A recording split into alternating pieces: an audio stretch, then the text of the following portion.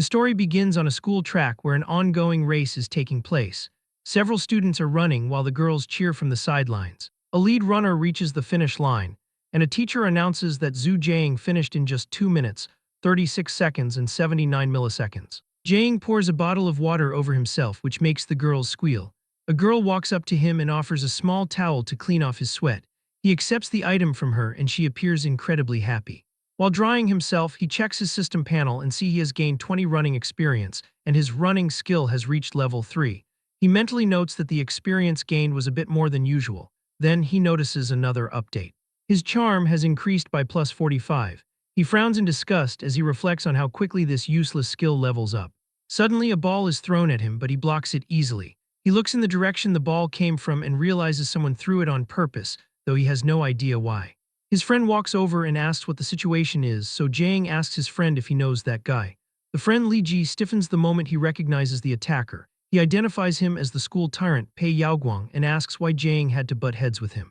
Li Ji asks if it is because of a woman again and tells Jiang to just accept one of them to save himself from drawing aggro from the whole world. But Jiang declares he has no interest. Li points out that while Jiang has no interest, the brothers certainly do. He also warns that Yaoguang is not someone to mess with and asks what Jiang plans to do, to which he answers that he will just work out. Li tells him that working out is useless and that he must practice martial arts instead, but Jiang thinks that it might be useless for others, but he is different.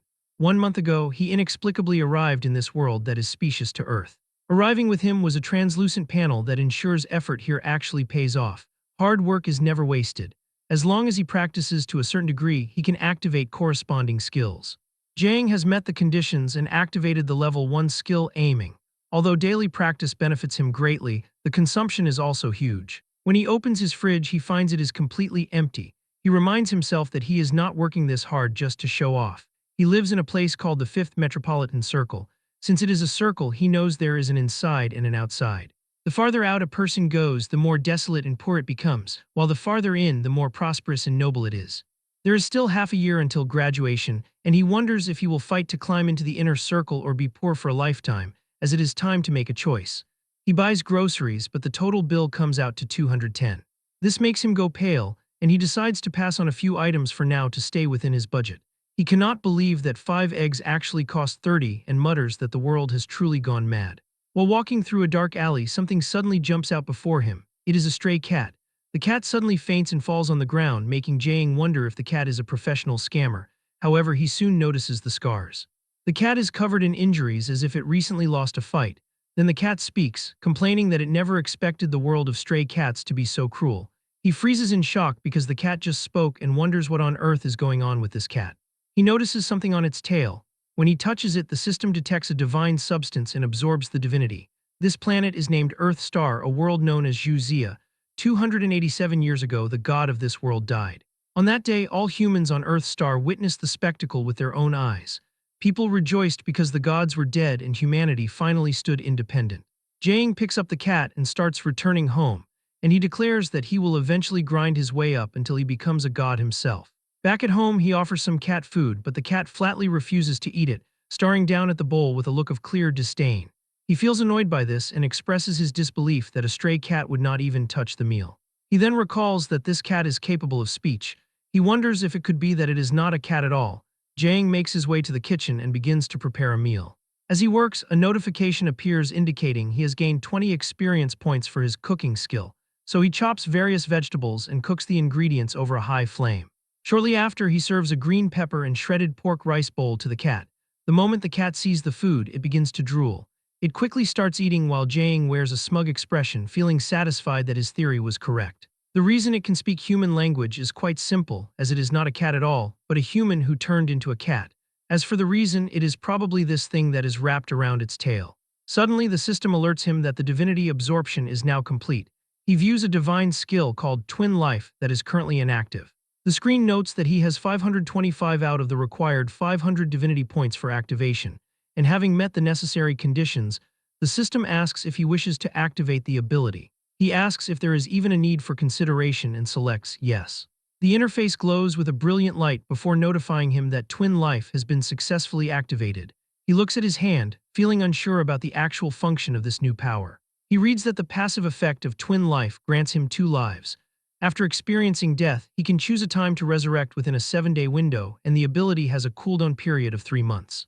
He stares at the panel in shock, realizing this is essentially a set of resurrection armor, and he considers that if the passive trait is already this powerful, the active skill must be incredible. Unfortunately, the active skill remains locked, as it requires 500 divinity points to open, and he currently only possesses 25. Jang looks over at the cat and wonders if he just needs to keep sucking it out. However, as he looks closer, he notices how severely injured it is. This causes him to hesitate, as continuing to drain its power now would be completely inhumane. He decides he must find another way.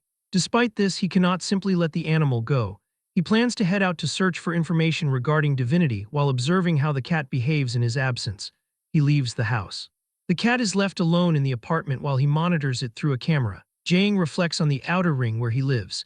He knows that for residents of the outer ring to move into the inner ring, the difficulty is extremely high.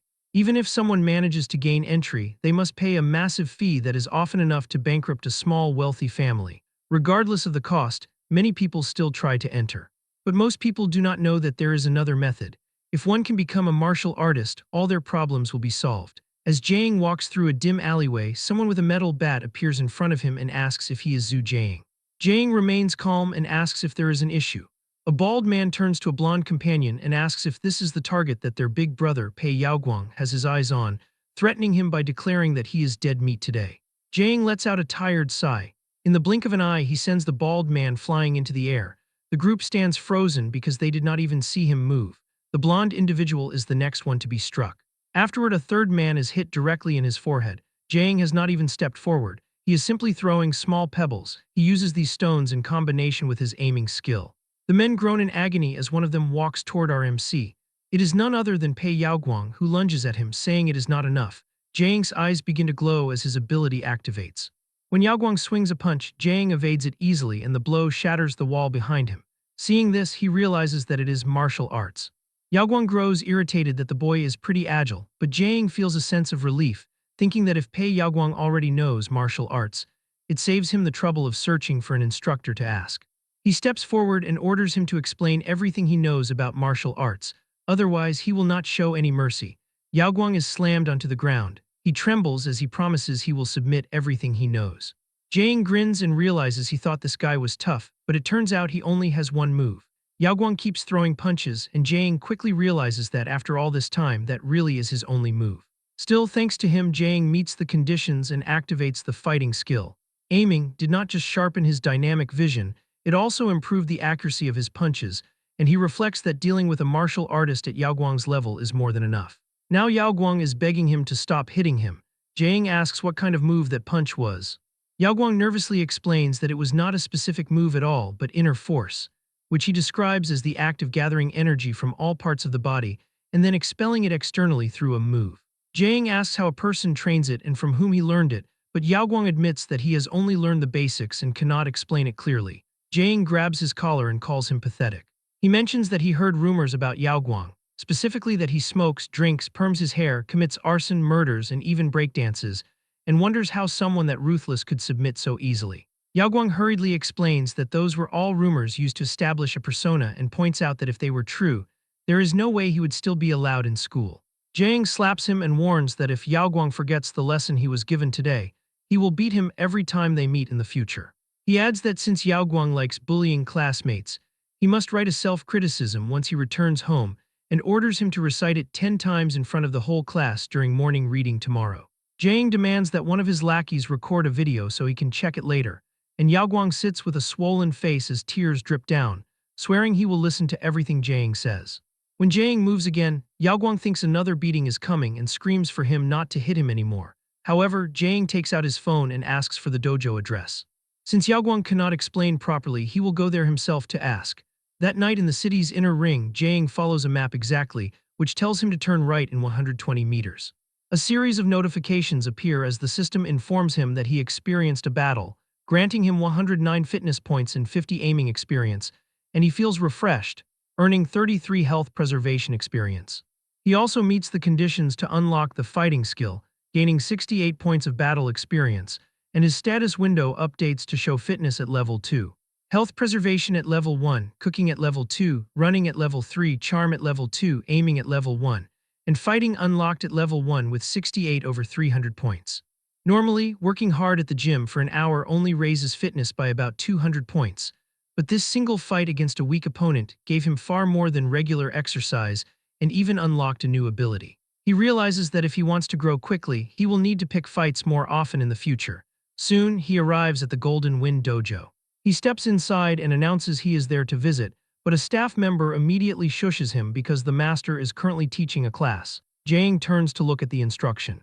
The master explains to 5 students that the breathing method is the basic foundation of activating force within the body, and only when the qi is fully circulating can a person be considered initiated into martial arts, as the master tells them to do it with him. Jang's eyes light up as he realizes this introductory cultivation method is exactly what he wanted. He leans closer and whispers to the staff member, asking if he can join in. She blushes when he gets close, thinking that he is handsome, and she tells him he can join but warns him not to force himself. He thanks her and walks over to an empty cushion. The staff member watches nervously as she wonders if he can handle it, since this kid is likely encountering martial arts for the first time. The master instructs everyone to tighten their core, keep inhaling until they cannot anymore, and then hold it. The girl silently hopes at least a few usable students remain, otherwise she will be fired by the master. When the master counts to 37, several students have already given up while others have faces that are twisting as they struggle to hold on. The girl feels disappointed when even Kui Zhengyuan, the student she had the most hope for, fails. The master's expression darkens as he walks toward her, and she hurriedly begs him for a few more days, promising she will find a suitable talent, but to her shock, he walks straight past her. He tells her not to speak because there is still a child holding on and stops in front of Jang. Only then does Jang realize the truth. The breathing method sounds simple but is actually quite difficult, and as massive amounts of oxygen surge into his lungs, he reflects that people with insufficient lung capacity would not even qualify to practice. Inside his body, he feels the true qi constantly expanding like it is going to explode, but time is finally up and Jang slowly exhales. The system notifies him that he has activated the skill inner force, which now stands at 69 over 200. When he opens his eyes, the master and the girl are around him, asking how he feels and if there is any discomfort. He answers that no, on the contrary, he has a refreshing feeling. The girl asks for his name and if he wants to join the Golden Wind Dojo. Suddenly, a glass window shatters as something bursts inside. It is a large insect monster that instantly devours one of the students. Everyone freezes in horror at the sight. The master reacts fast, opening the doors and shouting for everyone to leave quickly, and he tells manager Zhang to maintain order. The monster turns its attention to her and tries to attack her, but Zhang saves her. They crash to the ground together. While pinned beneath him, manager Zhang strangely feels a sense of relief and thinks she wants to be pinned down by him forever as his charm increases by 20 points. In that moment, he remembers what Yao Guang said about inner force gathering energy to expel it through a move. He decides this is the perfect opportunity to experiment. The massive beetle-like creature lunges directly at Zhang. He delivers a punch to its head, an impact that generates a powerful gust of wind. Zhang wonders if this creature is similar to a cockroach, capable of enduring 300 times its own body weight. He concludes that if that is the case, he must focus all his power into a single point, and Zhang adjusts his technique immediately. His strike shatters the monster's external shell, and a system notification appears, stating that he has activated the Inch Force skill, which is now at 80 out of 200. The creature is thrown backward while hissing loudly, its green blood spraying across the room. At that moment, Zhang realizes the truth. The creature looks intimidating but is actually much weaker than it appears. Zhang stares at him in total shock. However, the master looks concerned, realizing that Zhang has only just learned to use Qi Force, yet he has released a massive amount all at once, meaning his body will not be able to handle such intense strain. The monster recovers and lets out another angry hiss. Zhang observes that it still intends to fight and calmly declares that the result will be the same no matter how many times it tries. Qi flows through his meridians and gathers in his arm, but he feels a sharp pain and coughs up blood. He realizes something is wrong.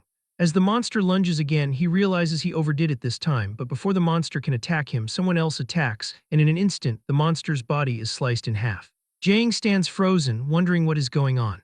A woman steps forward and identifies herself as the captain of Squad 838 from the White Raven Squad, known as Void Blade. Her unit takes control of the room and commands all unrelated individuals to leave at once. Zhang reflects that this is his first time hearing of the White Raven Squad, and that to be able to defeat that cockroach man in one strike means the members of this group are incredibly powerful. Void Blade looks at Zhang and makes a quick assessment, realizing he appears to be only 17 or 18, yet he managed to severely wound the monster using just his bare hands. Additionally, she finds him very handsome and considers finding a reason to recruit him. She approaches him and hands him a slip of paper. She tells him to go to the address on the note this Sunday at 5 o'clock and promises to provide the information he desires. Jiang takes the paper, which lists King Cheng Library. Outside, Jiang rushes to his side and asks if he is uninjured. She fusses over him and suggests taking him to her home, but when she realizes what she said, she corrects herself and suggests the hospital for a checkup instead. Jiang assures her that he is fine, expresses his gratitude for letting him visit the dojo, and leaves. Jiang calls out, telling him he must return tomorrow, but the master silently shakes his head. He reflects that it is unlikely for a student to have such strength after their first contact with Chi Force, and that a small dojo like his cannot contain someone like him. As Jiang walks away, the system provides several updates as he earns 229 fitness experience and 89 health preservation experience, and 50 points of charm. He also receives 98 fighting experience, bringing that skill to 166 out of 300, and he has met the condition to activate Inch Force. Inch Force is simply gathering chi into one point and accelerating it to top speed over the shortest possible distance, and using this correctly can break even the strongest defense. He decides to feel the power one more time and attempts to use it again. Nausea hits him instantly. He remembers the master's earlier warning about overusing his chi and decides not to court death, planning to rest and see how he feels the next day. After seeing the White Raven squad and the monster, he wonders how many secrets are hidden in this world and decides to check the address once the weekend arrives. At his apartment, he notices a light from the window. He checks his phone and sees a recording of what the cat is doing, which reveals it is using his computer. The moment Jiang walks in and speaks, the cat jumps in surprise. He asks why it was using his computer. The cat tries to play dumb and meows, which only annoys him. He decides to settle the matter after he gets some sleep. He lies on his bed and the cat thinks that something is wrong with him. It detects the scent of blood on him and wonders if he got into a fight with someone. This thought engages the cat as he is her person, and she wonders who would dare bully him. She leaps onto his stomach and demands to know what happened, identifying herself as Ening Fengna, the leader of the dragon sect, and vows to seek justice for him. He calmly realizes that the cat can truly speak. He mentions that he always knew it was a human, but he is currently too tired to talk and says they will speak after he sleeps, before he immediately falls asleep while Fengna shouts at him in a fury, telling him to explain himself before falling asleep. The next day he finds his health fully recovered. They talk while eating a meal, and Fengna learns that he was not beaten by a person but had actually defeated a monster. He confirms this. She scowls, nodding she has not heard of monsters entering the city area. He reaches out and pats her on the head. He thanks her for worrying about him so much and calls her Nair. Fengna blushes when he uses her name. She tells him he is not allowed to address her as Nair and demands he speak to her respectfully. As a sect leader, she insists he call her Lord Nair, and he agrees to the name. He then brings up the video from last night and asks what she was doing on his device. Fengna's eyes widen in shock, thinking that he still remembers it. She explains that she was looking up information for this item called a cattail ring, which is a type of god relic. He reaches out and touches her tail, causing her to shriek in surprise, while he reflects on the history of this world, noting that 287 years ago a god died, and it is said that the golden specks of light remaining after that event are god relics. He had only heard stories of such things before, but now he is seeing one with his own eyes. This makes him understand how the item is able to absorb divinity. Fengna asks how long he intends to keep pinching her tail, and feeling a bit embarrassed, he pulls his hand away and asks if she is searching for instructions on how to use the device, but she declares that she does not want to use it. Instead, she wants to take it off. She explains that the Dragon Sect is the largest gang in Qingcheng. Not only do they control the operation of entertainment venues, but they also work with martial arts halls to manage drug businesses. Their growth was too rapid and attracted jealousy from others. She was attacked inside her own villa by someone who placed the ring on her, turning her into a cat. By the time she barely managed to escape, the Dragon Sect had already fallen into someone else's possession. She can only return to her human form if the ring is removed, and she wants those people killed. Jiang asks what she plans to do next and considers that if the answer cannot be found online, the library is likely a dead end as well. She tells him she already has a plan, which involves him training in martial arts to become strong, though he wonders what that has to do with removing the ring. She explains that once he is strong, various organizations will come knocking at his door. Among them, there might be a god relic holder, and by following those clues to investigate, they can eventually find a way to remove the cattail ring. He grins at the idea of people knocking on his door, Because of this, she plans to introduce him to the best dojo. She asks if he has heard of Hidden Dragon Dojo. He replies, of course.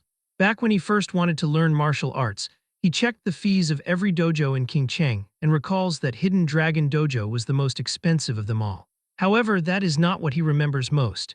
He recalls the overwhelming number of bad reviews it received. Fengna scoffs and says those people are trash who could not endure hardship, adding that among true martial artists, no one looks down on Hidden Dragon Dojo, so he asks how he can get in, and she says the answer is simple. He must follow the rules of the Jianghu and perform a dojo storming, which makes him stare at her in disbelief as he asks if they will really accept him after he smashes the place up. She looks at him as if he is hopeless and explains that a dojo storming is just an interview. Dojo disciples are divided into ranks. Some pay to enter, but even if they train seriously, it means nothing without talent, while others have talent but lack real strength. If it takes 8 or 10 years just to become capable, she considers that useless too. She explains that on the path of martial arts, mindset matters most, for only someone with an invincible spirit can throw an invincible punch. Dojo storming is a way to recommend oneself and is the best way to prove that spirit. She tells him to go tomorrow while she takes care of some business. The next day, a disciple welcomes Jang at the entrance of Hidden Dragon Dojo. They shake hands, but the man suddenly tightens his grip, so Jang feels the pressure and assumes it is a test. Since it is a test, he decides to take it seriously and squeezes back with full force. The man yelps in pain and whines that his hand is about to break. Other students gather around and burst out laughing as they tell Jang not to take it personally, explaining that the guy is a martial arts fanatic who tries to spar with everyone he meets and loses almost every time. Jang realizes the guy was just a random passerby. At that moment, the old dojo master approaches with several direct disciples, and the students are stunned that the old master has come out along with disciples who rarely show their faces.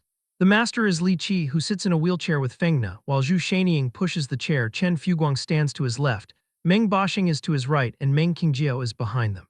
Jang freezes when he sees Fengna is there. Qi says, quiet, and the chatter immediately dies down. He looks at Jang and asks if he has come for a dojo storming. Fengna gives him a quick wink. He replies to Qi saying, not bad. Li Qi chuckles, nodding it has been a long time since anyone dared to storm his dojo, and asks Jang if he believes he is qualified. Jang answers honestly that he does not really know, for from his perspective, the combat levels here do not seem that high. Qi decides to ask him a few questions, starting with his name and age, to which Jang answers that he is 17. The questioning continues as he is asked where he lives, what work his parents do if he is an only child, and if he has any siblings. Jang becomes more nervous as the inquiries start to feel strange, as if it is less like an interview and more like a marriage inquiry. Fengna coughs, and Qi laughs as he tells him not to be anxious, saying it is only natural to ask these things when meeting a future son-in-law. Jang comes closer to Fengna and whispers, asking what is going on, but she replies that she has no idea either. Zhu speaks up and addresses Li Qi as grandfather, saying that regardless of whether he is qualified, they still have to fight first. She looks at Jang, calls him little brother, and tells him not to worry because she will go easy on him. He nods, ready for the challenge. The disciples are stunned that their little senior sister is stepping in personally, thinking the kid is finished. Fengna puffs out her cheeks and says they already said it is a marriage interview, so she wonders why he is still competing. Zhu warns the boy to watch out as she launches her attack. Fengna feels worried for him. Zhu Jiang uses his skill to track her movements. She throws a punch, but he dodges it. He immediately seizes her wrist and slams her onto the ground, leaving her feeling dizzy from the impact. Chen Fuguang narrows his eyes and comments that Jiang's dynamic vision and grappling positioning are exceptionally precise, nodding that the boy's style reminds him of how he fought in his younger days. Li Qi laughs happily and praises Enning Fengna for finding such a good seedling for an old man like him. Fengna replies proudly that it was only natural, though she mentally admits that she was sweating with worry for him just moments ago. Jang turns to the old master and asks if his dojo storming was successful.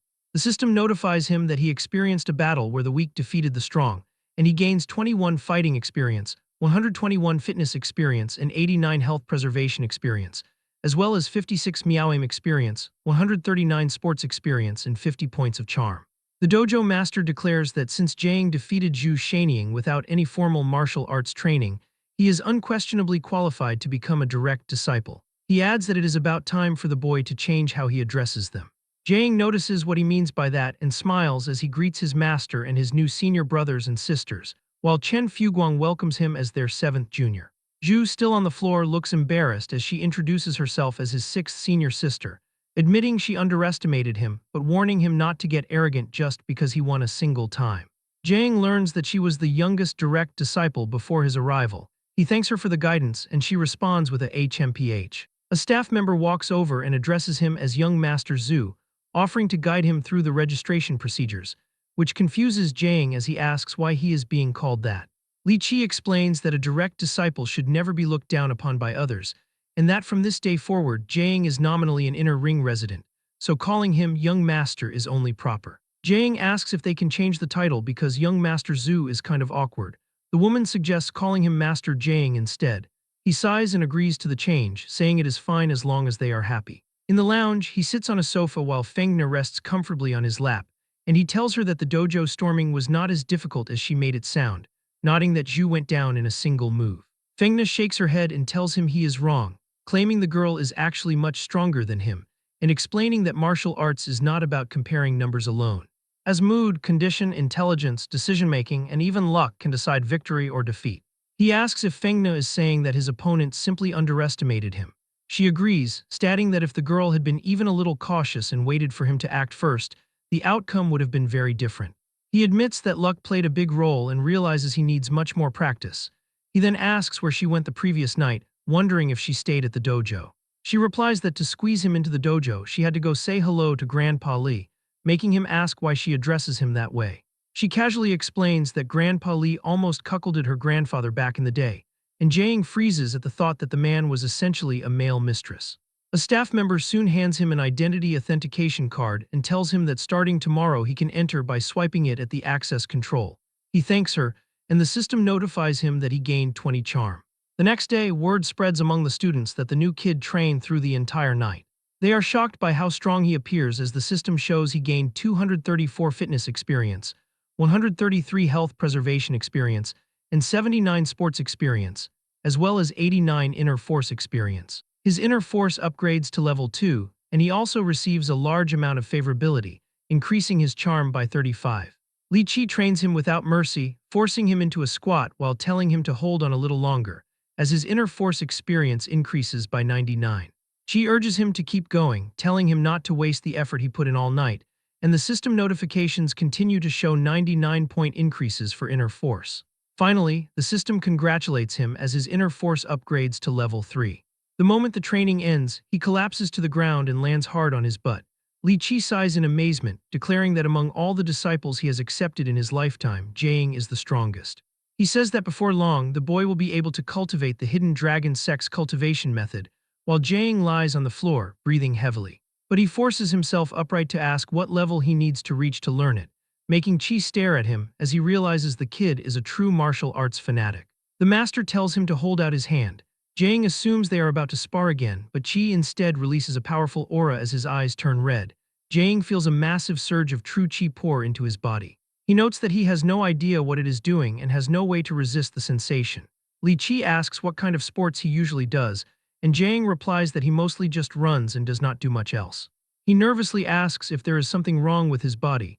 Qi shakes his head and says there is nothing wrong at all. He tells him that his body is like it was molded by a god with OCD, with every muscle, bone, and organ balanced and intact to a frightening degree. Simply put, he is a martial arts prodigy. Jiang knows the truth is due to the system panel, as his body transformed into this state after activating the fighting skill, and he realizes that, in a way, he really does count as a genius. He asks again if he can start learning the cultivation method, which makes a surprised Qi ask why he is in such a rush. He points out that Jiang trained all night and his body is covered in injuries, meaning cultivating now would be no different from seeking death. Jiang asks what he should do instead. Li Qi tells the boy to head to the lounge instead and promises to send someone over with sleeping dragon ointment shortly. That night, someone knocks on Jiang's door. It is Zhu Shanying who says she has come to treat his injuries. He freezes as he wonders why it is her and whether she is there to take revenge. Shanying tells Jiang to remove his shirt and he removes it. When she sees his upper body, her eyes light up slightly as she observes that he is more built than she expected, and Jiang feels a sense of flattery from her reaction. The system notifies him that he has gained 45 charm points. She tells him to lie down and orders him to be a good boy and lie there. She begins to apply the sleeping dragon ointment to his skin. Jiang tells her to wait, as he is genuinely unsure of what she is trying to do, and the way she moves makes it feel like she is deliberately teasing him. She leans in close while spreading the medicine across his chest and mentions that she is actually quite competitive. He notes that her hand is actually quite strong, while on top of him she asks why he is remaining silent. Jiang replies calmly that it is fine as long as she is happy. After a moment she admits that losing to him was due to her own carelessness, but she still felt a desire for revenge and decided to tease him in return. The system records another 45-point increase in charm. She hopes he will not be angry. He explains that he is not angry but simply in some pain, telling senior sister she can continue because she does not have to worry about him. She becomes happy and notes that the upper body is finished, then suggests he should remove his pants next. When she reaches for them, Jiang quickly grabs her hand and declares he will do it himself. She giggles and admits she was only messing with him, finding his panic amusing. She hands him the ointment and tells him to handle the rest before she turns and leaves the room. Several notifications appear informing him that he has performed a session of hibernating dragon technique stance training and earned 98 fitness experience. Later, he walks down the street while his entire body aches, muttering that the experience was terrifying and felt as if he were being dismantled by that woman. The system notifies him of a level up, bringing fighting to level 3 and inner force to level 4. Jiang beams with satisfaction at the sight, and with no other plans, he decides to head to the library for his appointment. As he walks, he mutters that the name White Raven Squad sounds extremely Chunabu, but in reality, it is just the special police organization for King Cheng. He still cannot understand why they chose to meet at the King Cheng library. Jing arrives on the 7th floor and finds it completely empty, and for a moment, he wonders if he is being pranked until someone greets him. He turns to see a blonde-haired girl who introduces herself as Wu Yuking, explaining the specific characters used for her name, as he asks for the location of Void Blade and why the library was chosen. She explains that she is an informant for Void Blade and that they could not use the special police station for a private meeting. She admits she was skeptical of him at first, but approves of him after seeing him in person. She tells him to join their group. He asks why he should join. She states that she knows he is interested in God relics. Jiang freezes and she realizes his reaction confirms her suspicion. She smiles and asks how he learned about the concept of God relics. He refuses to comment and starts wondering about her background. She takes out a water bottle. She pours water into a cup and says it does not matter if he is unwilling to speak, as it was her mistake for not providing information first. She then offers him the cup to try. He takes a sip and asks if this isn't just pure water. She then pours the water into the kettle and serves him another cup. She tells him to taste it again, which confuses Jiang because it still looks like ordinary water, but when he drinks it, he realizes the liquid has turned sweet. She explains that 287 years ago a deity died. When that being perished, points of light known as God's blood scattered and lodged within objects, living beings, and even human fantasies. Noting that anything containing God's blood is called a God relic, and she identifies the item as serial number God 1567, the sweet water kettle. Jing asks if she can let him see it, suspecting she might have added sugar to the kettle beforehand. She hands the kettle to him, and the system immediately detects a divine substance and begins absorbing divinity. His total divinity reaches 502 out of 500, confirming that he can absorb energy simply by touching these items and that his active skill is now saved. He asks about the kettle's function, wondering if it creates sweetness or boils water from thin air, while his divinity continues to rise as he holds the object. She giggles, thinking he looks cute because he has not seen much of the world. Jiang observes that the water volume does not decrease and wonders if it is infinite, while she is impressed that he has a brain. He stops counting the notifications once he realizes he can activate his skill. She smiles and mentions that as an outstanding student, he should understand the implications. He looks at the sweet water kettle and realizes it is a perpetual motion machine that overturns the laws of the universe, wondering if the electricity in the inner ring is related to such objects. She tells him not to overthink it, as the existence of a God relic symbolizes an unreasonableness that man-made objects cannot replicate, and he asks why she decided to tell him all this. She explains it is because 3 days ago he defeated a monster despite having the body of a normal person, showing no timidity against an unknown creature, and hands him a card identifying her as the CEO of Wu's God Relic Containment and Research Company Limited. She says that he has already surpassed most people on a spiritual level. She invites him to join her company, Wu's God Relic Containment Company. Jiang becomes genuinely sincere and asks to join her team. He promises to obey every command, believing a God Relic Containment Company is a God-tier workplace that he must enter. The God Relic Containment Company sounds like an environment where he will be surrounded by many God relics every day, and the thought makes him feel a sense of excitement because he is going to be rich. Since the only source of divinity comes from God relics, he considers that the passive skill Twin Life is already broken and wonders if the active skill will be even more unreasonable. He thinks that if it is, no one in the world will be able to beat him, causing him to laugh out loud while Yuking observes that he is deep in his own little fantasy. She takes a document out from her bag and hands the contract to him, telling him to look it over and sign if there are no issues. Jing reads through the document and notices it resembles a standard labor contract, except for a specific confidentiality agreement.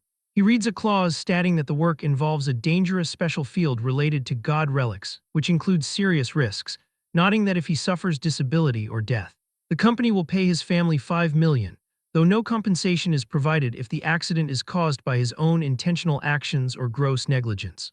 Yuking explains that God relics are divided into 4 grades.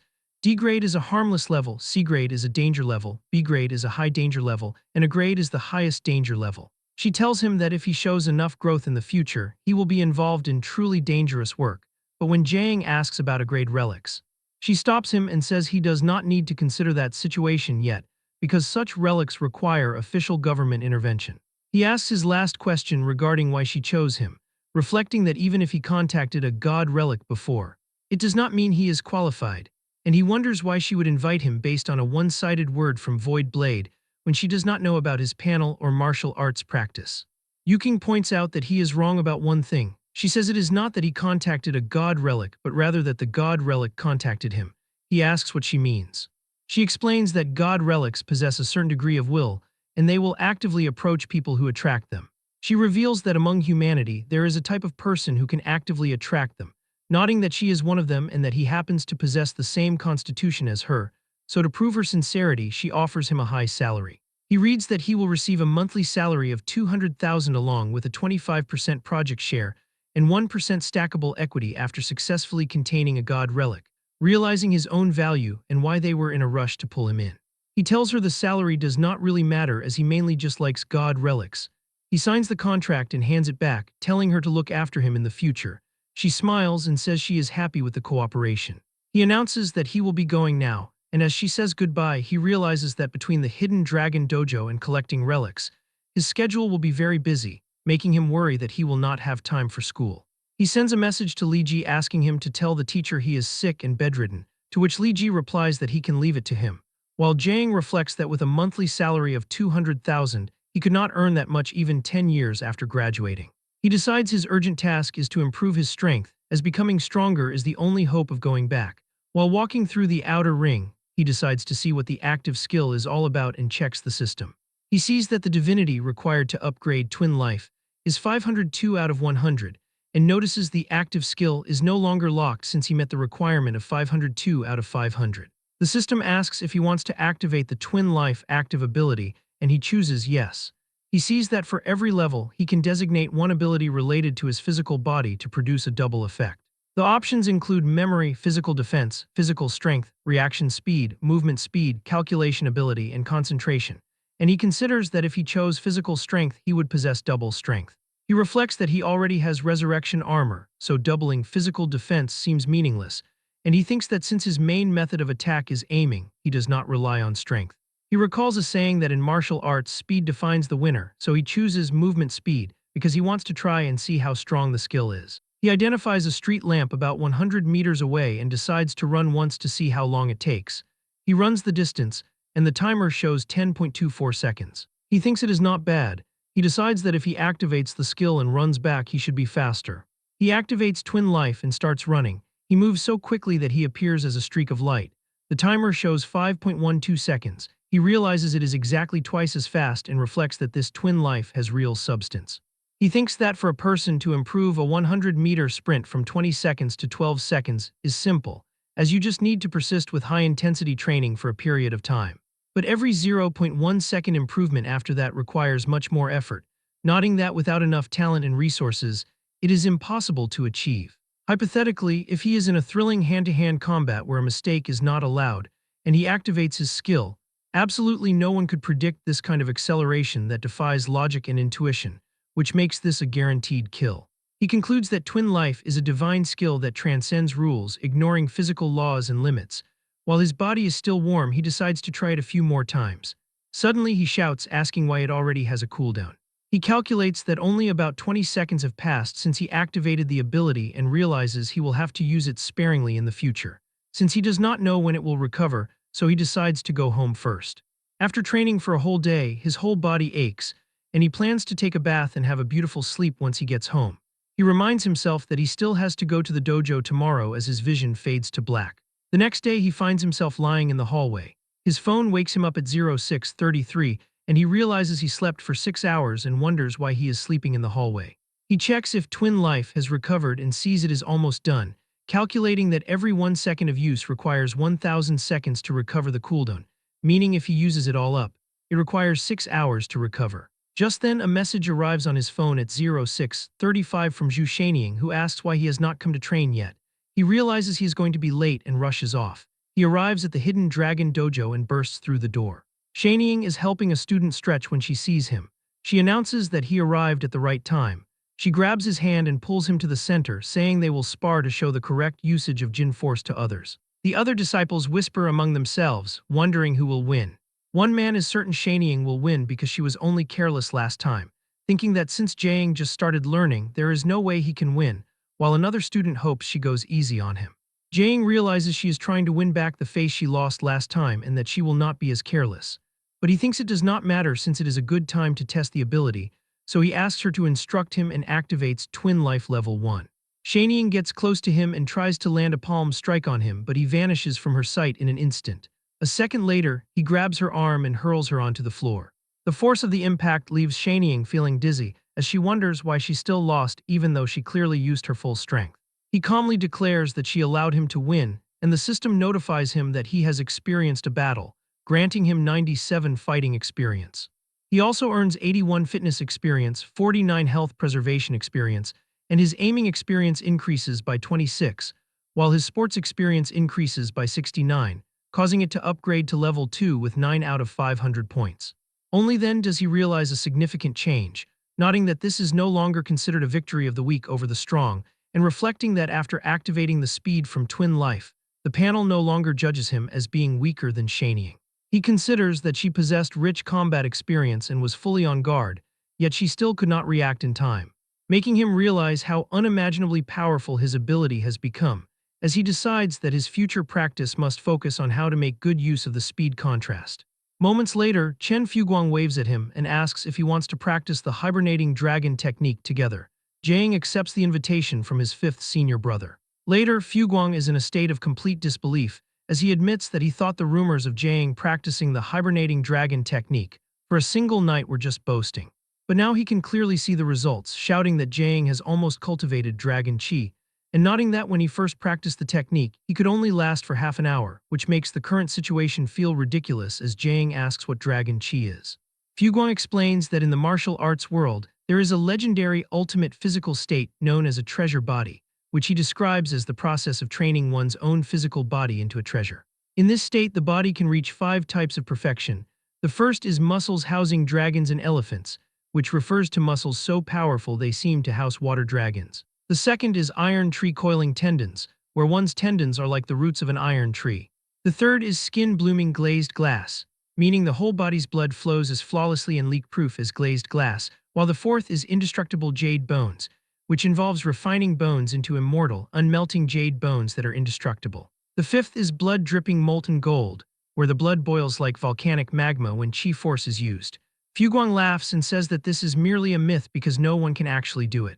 Deep down, Jiang feels that things which are impossible for others are not necessarily impossible for him, a thought that sparks a desire in him to try and become a martial arts myth. Suddenly, a figure bursts through the window. Fuguang is completely spooked as glass shards scatter everywhere. He quickly introduces the man to Jiang, identifying him as the Hidden Dragon Dojo's most powerful eldest senior brother, Meng Bashing. The system informs him that the man has several quirks.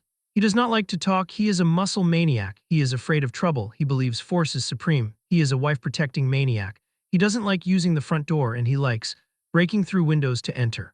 Jiang's eyes widen as he looks from the window, realizing that the man jumped from the ground all the way to the highest floor, wondering how much strength such a feat requires. Fuguang asks his eldest senior brother if he was looking for him. The man merely waves his hand and Fuguang instantly understands. He tells Jiang that he has some matters to handle and will be leaving first. Before he goes, he reminds Jiang that the essence of the hibernating dragon technique is force delivery and shaping. They then depart by jumping straight out of the window as Jiang thinks about the advice. Only then does Jiang realize that he has been focusing only on increasing the quantity of qi and has never considered shaping. So with this new idea, he begins trying to combine the technique with his aiming ability. 3 hours later, he takes a deep breath. He continues meditating until his veins bulge from the effort. He then flicks his finger and the force explodes outward with a shockwave. Jiang reflects that this is much more impressive than his previous attempts with roadside pebbles. Someone begins clapping slowly as they arrive. It is his master Li Qi who declares that he did not expect that besides Jiang's extremely outstanding physical talent, he also possesses such great talent in internal force. He hands him a pill and tells him to eat it. Jiang accepts the pill and eats it without hesitation. The master then tells him to look at him and release energy. Jiang feels dizzy. He wonders what is happening and what the master has done to him. The pill begins to glow and transforms into a massive golden dragon. He feels a sense of alarm as the creature slowly opens its eyes, while golden light reflects in his own eyes, and he observes that golden scales are beginning to form on his right arm. Jiang experiences a sharp headache, feeling as though the qi within his body is scurrying in every direction. He wonders if this sensation is a direct result of the pill he consumed earlier. He takes a deep breath, attempting to calm the qi before it goes out of control as he activates the hibernating dragon technique and holds his breath. Deep within his consciousness, a wonderful feeling begins to surface, and at the same moment, all of his distracting thoughts seem to disappear. A massive dragon appears directly in front of him, but he focuses entirely on his cultivation, and the dragon's body slowly wraps itself around him until a golden light floods his entire vision as he fuses with the dragon. His body transforms, becoming covered in golden scales, and his eyes change to resemble those of a dragon. He has met the conditions to activate the skill visualization, which currently stands at 0 out of 300. Eventually, Jiang opens his eyes and finds himself back in his physical body, where the master explains that if he had not returned to reality in time, his qi would have been completely exhausted. The master declares that it is incredible for Jiang to have cultivated dragon qi on his very first attempt and is genuinely impressed by the feat, while Jiang asks what dragon qi actually is. The master explains that dragon qi is essentially a type of emotion. He notes that when a person is angry, they can strike with extra force, or when fighting for survival, they feel filled with endless energy. He clarifies that in the hidden dragon style, stimulating emotions is referred to as the qi of motion, while controlling those emotions is called the qi of stillness. He tells the boy that if he can combine motion and stillness, he will be successful in every endeavor. Jiang asks how he should train this ability. The master smiles and notes that he has already grasped the essence, but he instructs Jiang to think about it on his own first. Jiang wonders if the master is referring to a state of being free from distractions. He attempts to reach that state and suddenly finds himself able to recall everything he has ever seen or learned in his past life, even remembering a specific math problem from his college entrance exam. He reflects that he had not studied since that time, yet the problem now feels unbelievably simple to solve. As other pieces of knowledge surface, Jiang opens his eyes and says that he has become significantly smarter, though the master notes that this is only a small part of the skill's power. Jiang notices that ordinary things can no longer shake his emotions, and at the same time his imagination has grown much stronger. He finds that he can quickly imagine the appearance of a giant dragon in his mind, with even a single mane hair or golden scale appearing extremely clear. He realizes that this must be the true essence of visualization. The master points out that talking is useless and that he will only get the true feeling by practicing, so he then calls for Meng Qingjiao to come and spar with him. The girl finishes her snacks with her face still covered in crumbs. The master explains that Qingjiao possesses the most outstanding motion control among all the disciples, and even her brother Basheng cannot compare to her. Jiang wonders who is stronger between her and his sixth senior sister. Qingjiao steps into a combat stance. Jiang launches an attack, but before he can act, he is struck by her and cannot believe what just happened. The master laughs, pointing out that his intentions were far too obvious. Jiang notes that she is even stronger than him. He charges at her again, fully determined to win this time. No matter what he tries, he continues to be hit, reflecting that in martial arts the methods do not matter. The one standing is the winner and the one lying down is the loser. Qingjiao delivers a hard kick that blasts him away, causing blood to drip from his mouth. Despite the injury, he declares that they should continue. They keep fighting as the sun dips toward the horizon. Finally, Jiang manages to evade her punch and lands a blow directly on her chest. The impact sends her forward, and Jiang feels stunned by the strange sensation left on his hand. The master quickly catches Qingjiao to stop her from hitting the wall. He announces that they should stop here for today, noting that Qingjiao is clearly hungry and continuing to compete would not be effective, so he tells her to go rest first. Jiang asks why his fourth senior sister never speaks, and the master explains that something happened to her when she was young. Though he says the story cannot be finished quickly and he will explain it in detail another time, while the master then asks how he feels and if the training was effective. Jing answers honestly that he is tired as he checks his system panel and notes his progress. His fitness is at level 5, his health preservation is at level 3, and his running has reached level 5. He tells the master that he has never been this tired since birth, but he has also never been this happy. He observes that his charm has reached level 4, aiming is at level 3, fighting is at level 3, sports is at level 4, and visualization is at level 1. He reflects that King Jiao is incredibly fierce and realizes that sparring with her for over 4 hours has boosted his experience by a massive amount, so he decides he will have to cling to her in the future. Afterward, he returns home. He brings some fried chicken for Nair, but she is not there. He realizes it is quite late and wonders where she could have gone. Just then, he hears a noise and realizes there is someone in the bathroom. Jiang feels puzzled as he observes only one pair of shoes at the entrance, meaning she did not bring any guests back with her. He wonders if she is currently inside. A dark thought crosses his mind as he considers if someone has potentially locked her in the bathroom, remembering her mentioning she has enemies, which makes him feel anxious for her safety. He rushes toward the bathroom door and bursts in, only to find her calmly taking a bath. She panics at his sudden entrance and begins to splash water everywhere. He quickly stops her and declares that if they keep wasting time, the fried chicken he brought will get cold. Her eyes instantly light up at the mention of fried chicken. In the end, they decide to bathe together, so she sits on his lap while he helps scrub her fur. Between the prospect of fried chicken and his help in the bath, her mind feels completely scattered. The system detects a surge of favorability toward Jiang, and he gains 89 points of charm. Suddenly, the cattail ring begins to glow. She places a paw on his chest, and Jiang squints as the light grows brighter. Slowly, he opens his eyes and realizes the paw has turned into a human hand. He freezes as he sees that Enning Fengna has transformed into a human. She still possesses cat ears and a tail, but the rest of her is clearly a woman. She panics, jumping up and yelling at him not to look. Her tail wraps around his eyes to block his vision while he tells her to calm down since he does not see anything, and she asks if he is telling the truth. He declares he is not lying and tells her to get up first so they can speak properly, but as he moves, suddenly she feels a strange jolt run through her body. He wonders what is wrong, but she quickly claims it is nothing. Blushing, she wonders why she suddenly turned back to human at a time like this, as Jiang guesses that they might have unintentionally triggered the transformation condition of the God Relic. This catches her attention. She realizes that just moments ago, she generated a tiny bit of feeling toward him, wondering if a small spark of that feeling combined with fried chicken was enough to turn her human. She reflects that the trigger condition sounds completely ridiculous, also noticing her cat ears, sharp teeth, and tail remain, which makes her feel more embarrassed as he asks what type of junk that damn God left behind. She warns Jiang not to get any weird ideas, declaring that this was clearly an accident. She stops mid-sentence as she feels something touching her and notices a reaction in his body.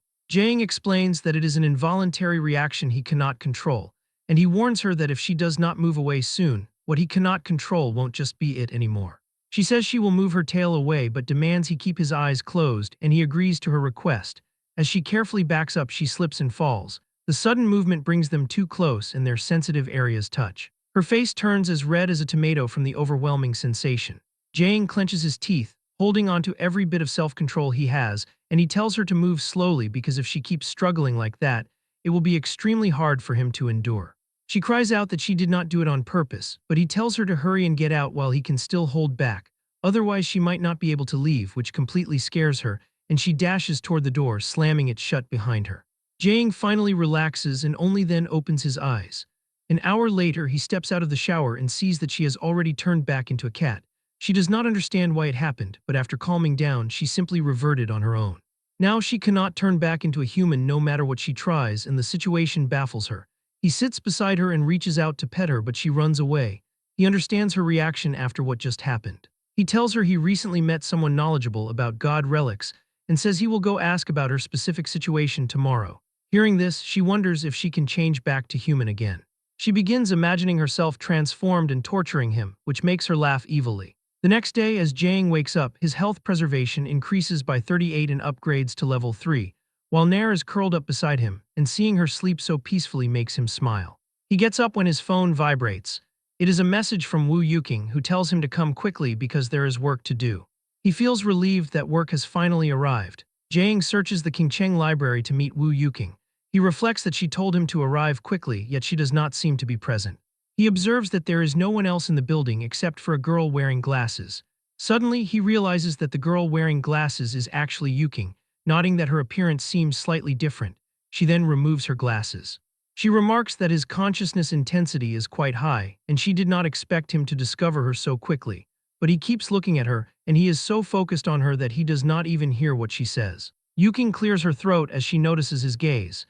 Jaeing feels embarrassed and quickly pretends to look elsewhere. She explains that the glasses are a god relic known as God 1280, the unremarkable glasses, which possess the ability to lower a person's presence and make the wearer nearly unnoticeable. He asks if that is all this god relic can do, and when he touches the item, a system window appears stating, detected divine substance, starting to absorb divinity, current progress 6%. Yuking declares that there is more to it, explaining that once the glasses are taken off, the suppressed presence of the wearer erupts all at once, so the longer someone wears them, the more dazzling they will appear when removed. He feels a sense of relief, realizing he has not suddenly become a pervert and that it was merely the effect of the relic. He then asks about the job, and she says she wants him to look at a specific document first. She declares that this mission is very special and is a C-rank containment mission, which normally would not be assigned to a newcomer. But there is also this god relic, God 1105, the villainess's crown of glory, which can continuously enhance the primal desires of the wearer. The current wearer is a woman named Lu Huiying, and Yuking explains that once this woman sees a good-looking man, she cannot help but want to possess him. Jaeing realizes the unremarkable glasses were prepared specifically for him to use in this situation. She tells him that his foundation is already excellent and suggests that if he wears the glasses in advance, the moment he removes them, he will completely detonate the desire of Lu Huiying. She claims that at that time he can easily take the villainess's crown of glory and restore the woman to normal. He feels a sense of disgust as he realizes they want him to act as a honey trap. However, Jaeing admits to himself that this job actually suits him quite well. Not only can he suck dry 2 god relics at once, but he can also farm them safely. He considers that the glasses match his look well and imagines wearing them for 10 years before taking them off, wondering if he would then stand atop the heavens. He asks if these glasses belong to her personally, and she says no, explaining she borrowed them from another containment company. Jaeing asks if there are other containment companies, and she asks if she did not tell him that already. He thought their company was the only one in the country, being very mysterious and high class, but she tells him he has misunderstood, explaining that while god relic containment companies are special, they are essentially no different from street sweepers, making him remark that her description is too destitute. She explains that there are thousands of known god relics in the world that can appear anywhere at any time, and a single company cannot handle them all. Furthermore, she notes that the job is extremely dangerous and not just anyone is up to the task. Jaeing asks if they are in a partnership with other containment companies, and she says not necessarily, explaining that containment work is essentially outsourced to them by the state. She warns him that some companies will do whatever it takes to earn money, so he must be careful if he encounters people from other organizations. Jaeing tells her he understands. He then says he wants to test the effect, and she asks what he means by that. He takes off the glasses. Yuking's heart begins to pound as she blushes, and the system notifies him, someone has developed a favorable impression of you, granting you charm points. He notes that the effect appears to be very good. Later, while on a bus, he reviews the profile for Lu Huiying. He reads that her activity is based in the Southern District, an area filled with bars, discos, host clubs, and KTVs. He reflects that this is a standard underworld big sister range of activities. The profile states that Lu Huiying has already carved out a territory and established the Rose Gang using the physical buffs from the villainess's crown of glory. He reads that she preys on the locals every day, squeezing men dry of their vitality. At the same time, the relic constantly enhances her desire, and the stronger her desire, the greater the bonus to her physical abilities. If no one stops it, the effects will keep stacking. He understands that as long as he takes off the crown, she will return to normal. Upon arriving at the Southern District, the driver announces that passengers should exit from the rear door. As Jaeing steps out, a system window notifies him that absorbing divinity is 79% complete. On a busy street in the Southern District, a man is brutally beaten with a wooden bat. The attacker laughs, reflecting that the feeling of doing whatever she wants is simply too great. She claims that she loves doing as she pleases and vows to beat anyone who dares to try and control her. Jaeing observes her from the shadows and thinks that the old woman is way too chunabu. He then realizes that she is the target, Lu Huiying. An elderly man nearby tells Lu to take care. She asks who said she was leaving and wonders why she has not seen his 2 sons today, to which the man jokingly asks which one she wants and offers to call them right away. With a sly grin, Lu declares that of course she wants both of them. Jiang remains hidden in a corner and thinks that she is an old hag, deciding he would rather die than try to seduce her. Suddenly, a group of rowdy men appears on the street, and one of them remarks that with brother Duan Kaiping stepping in, the crazy woman is as good as dead meat. Jiang realizes that the group of men is coming to seek revenge and chooses to hide and watch for a bit first. The leader of the Razor Gang, Duan Kaiping, shouts at her and states he heard she has been very arrogant lately. Lu, the Rose Gang leader, asks who he is. One of the men she previously beat identifies the newcomer as Duan Kaiping. Lu looks him over and comments that he has a pretty good body, asking if he wants to play with Big Sister. This sets Duan Kaiping off as he demands she return his territory. He throws a punch, but she dodges it easily and slips past his fists. Jiang realizes that this area was originally the territory of the Razor Gang, until it was snatched away by the Rose Gang. He understands that a feud was formed between the two sides and that this is clearly a gang war. The Razor Gang members rush in, mocking her for only knowing how to hide. The Rose Gang members jump into the brawl as well until, suddenly, one of them is struck in the head by a brick. Lu freezes when she sees what happened to the boy, Little Bao, while the man she spoke to earlier panics as he sees his son is hurt. This ruins her good time completely. Duan Kaiping smiles and remarks that the stinky woman has finally gotten serious. He declares that he will also bring out some real skill and lands another attack, sending her flying and she slams into a wall. Instead of being deterred, Lu finds it interesting and wants to exchange moves with him. Jiang realizes that Kaiping is not simple as he flattens his palm into a blade that cuts iron like mud. He notes that while Kaiping far surpasses her in martial prowess, Lu Huiying only gets a small scratch. He realizes Kaiping far surpasses Lu, but she is too tanky and he cannot truly damage her. Eventually, she manages to land a hit with her bat, causing him to cough up blood, while the system notifies Jiang that divinity absorption is 100% complete and he currently has movement speed activated.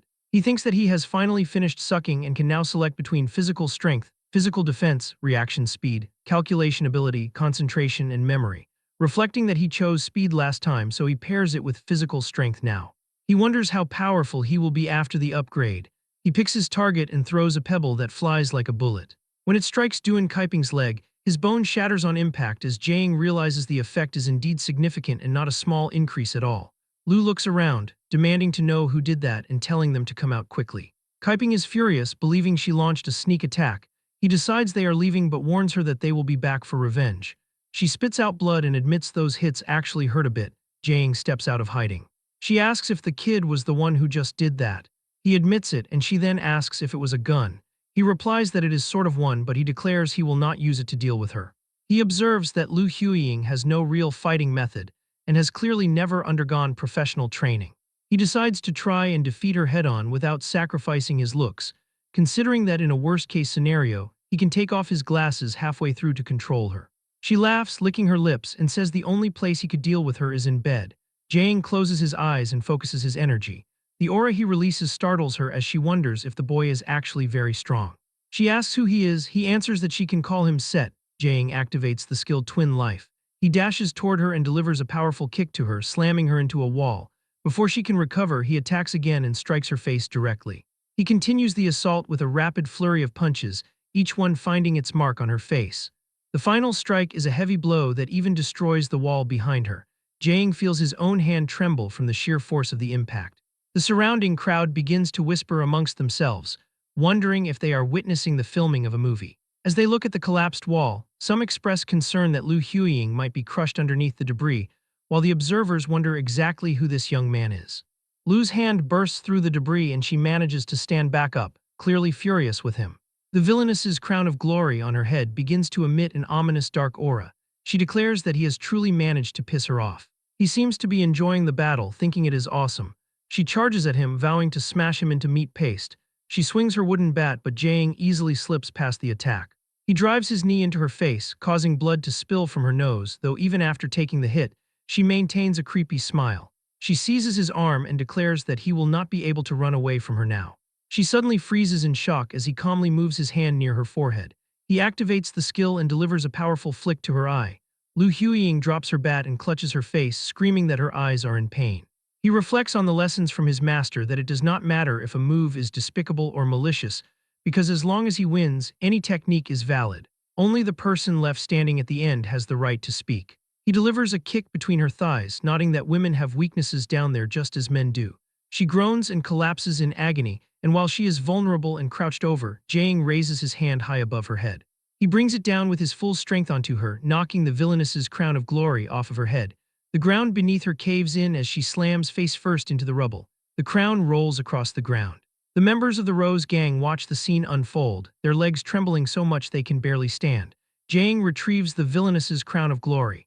The system detects a divine substance and immediately begins the process of extracting divinity. He takes a photograph of the relic and reports to Wu Yuking that the containment was successful. He looks down at Lu and hopes that she does not suffocate while lying face down. And regarding her punishment for the evil she committed while wearing the crown, he decides to leave her fate to the local residents she has oppressed. He notices that the speed of his divinity absorption has increased. He is about to check the updates on his screen when a man in a suit calls out to him. He turns to see the newcomer. The man demands that he hand over the item he is holding, declaring that Jaeng is not qualified to touch such a thing. Jaeng notes that the absorption progress has reached 71% and reflects that he cannot allow any interruptions at such a critical moment, so he asks what the man intends to do if he says no. The man releases a terrifying aura and asks if Jaeng is looking for death. As the man glares at him, several system panels appear in the man's vision. The interface estimates a body level of 1.7 to 1.9, a body mutation rate of less than 1%, and detects traces of martial arts cultivation but no obvious specialization. Statting the combat mode is uncalculable with a danger level of 2.1 to 2.5. The man notes that Jaeng appears to be only 16 or 17 and likely lives in a rural area like the Outer Ring, yet he is surprised that the boy's level has already crossed 2. Despite this, he still considers Jaeng to be too weak. The man approaches and tells Jaeng that he will give him one last chance. In response, Jaeng kicks directly at his crotch, but the man shuts his legs before the kick can even hit the main part and catches it midway. The man curses him as a despicable martial artist who relies on dirty tricks, revealing that he stayed on guard for such a move. However, Jaeng suddenly turns and flees, yelling back that the man is a pervert since no normal person would guard against such an attack, while the man screams at him to stop running and vows to kill him. He wonders if this person is a containment agent from another company, reflecting that the man's body feels strange, as if it were composed of mechanical parts assembled together. The man runs straight through a wall as if it is nothing and almost manages to catch Jaeng, but he twists his body and slips free to keep running. The man clicks his tongue in annoyance. Jaeng realizes he cannot afford to stay entangled with this person any longer as the divinity absorption reaches 81. Suddenly, a punch strikes Jaeng directly through a wall. He barely blocks the blow with his arm, but the force blasts him through several more walls. He reflects that no matter how far he runs, the man will eventually catch him.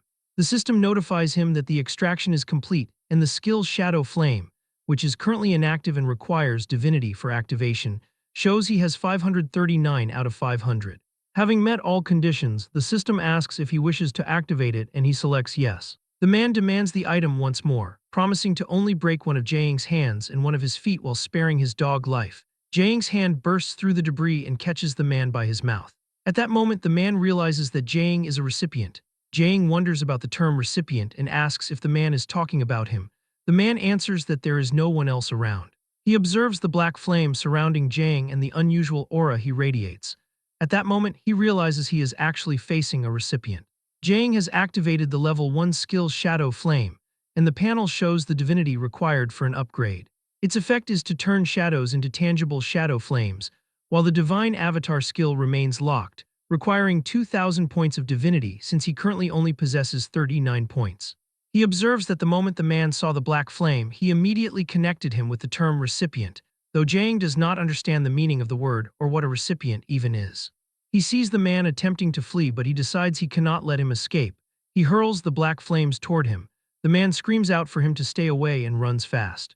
Jaeng reflects that he still does not fully comprehend the situation as he simply moves with intent, causing the shadow flame to surge forward. He thinks it feels like an automatic attack system, similar to floating cannons. The man curses loudly as the flames rain down upon him. Jaeng stares at him coldly. The flames slip into the man's nostrils. He is startled when the man begins to scream in agony as multiple parts of his body begin to crack. He cannot believe what he is watching as the man burns, and the sight causes Jaeng to vomit. The system notifies him that the weak have defeated the strong, and he is rewarded with 452 points of fighting experience. The notification continues, granting him another 633 fighting experience, while his fitness experience increases by 422 and 558 points. Fitness is upgraded to level 6, his health preservation is upgraded to level 4, and aiming is upgraded to level 4. Fighting is upgraded to level 4 and sports is upgraded to level 5. He inspects the remains. With portions of the clothing burned away, he observes metal underneath. He realizes that the man's entire body was covered in artificial skin and notes its durability is extremely high, as it barely shows any damage despite burning for a long time. He reflects that if he had not destroyed the man from the inside just now, killing him would have been much more difficult. In comparison, although the stone looks hard, it was reduced to its current state after only a short duration, and Jiang realizes the damage dealt by the shadow flame seems related to the density of the target. Furthermore, he notices there are no traces of carbonization on the stone's surface, and it feels cold to the touch, leading him to conclude that this shadow flame does not actually possess the properties of fire. Suddenly, the black flame covering his body is extinguished. He understands that since shadow flame is converted from shadows, he realizes that now that the surrounding shadows have decreased, the flame has also become weaker. He quickly understands that the larger the area of shadows around him, the more shadow flame can be converted and the stronger it becomes. The flame disperses completely as the surrounding shadows decrease even more.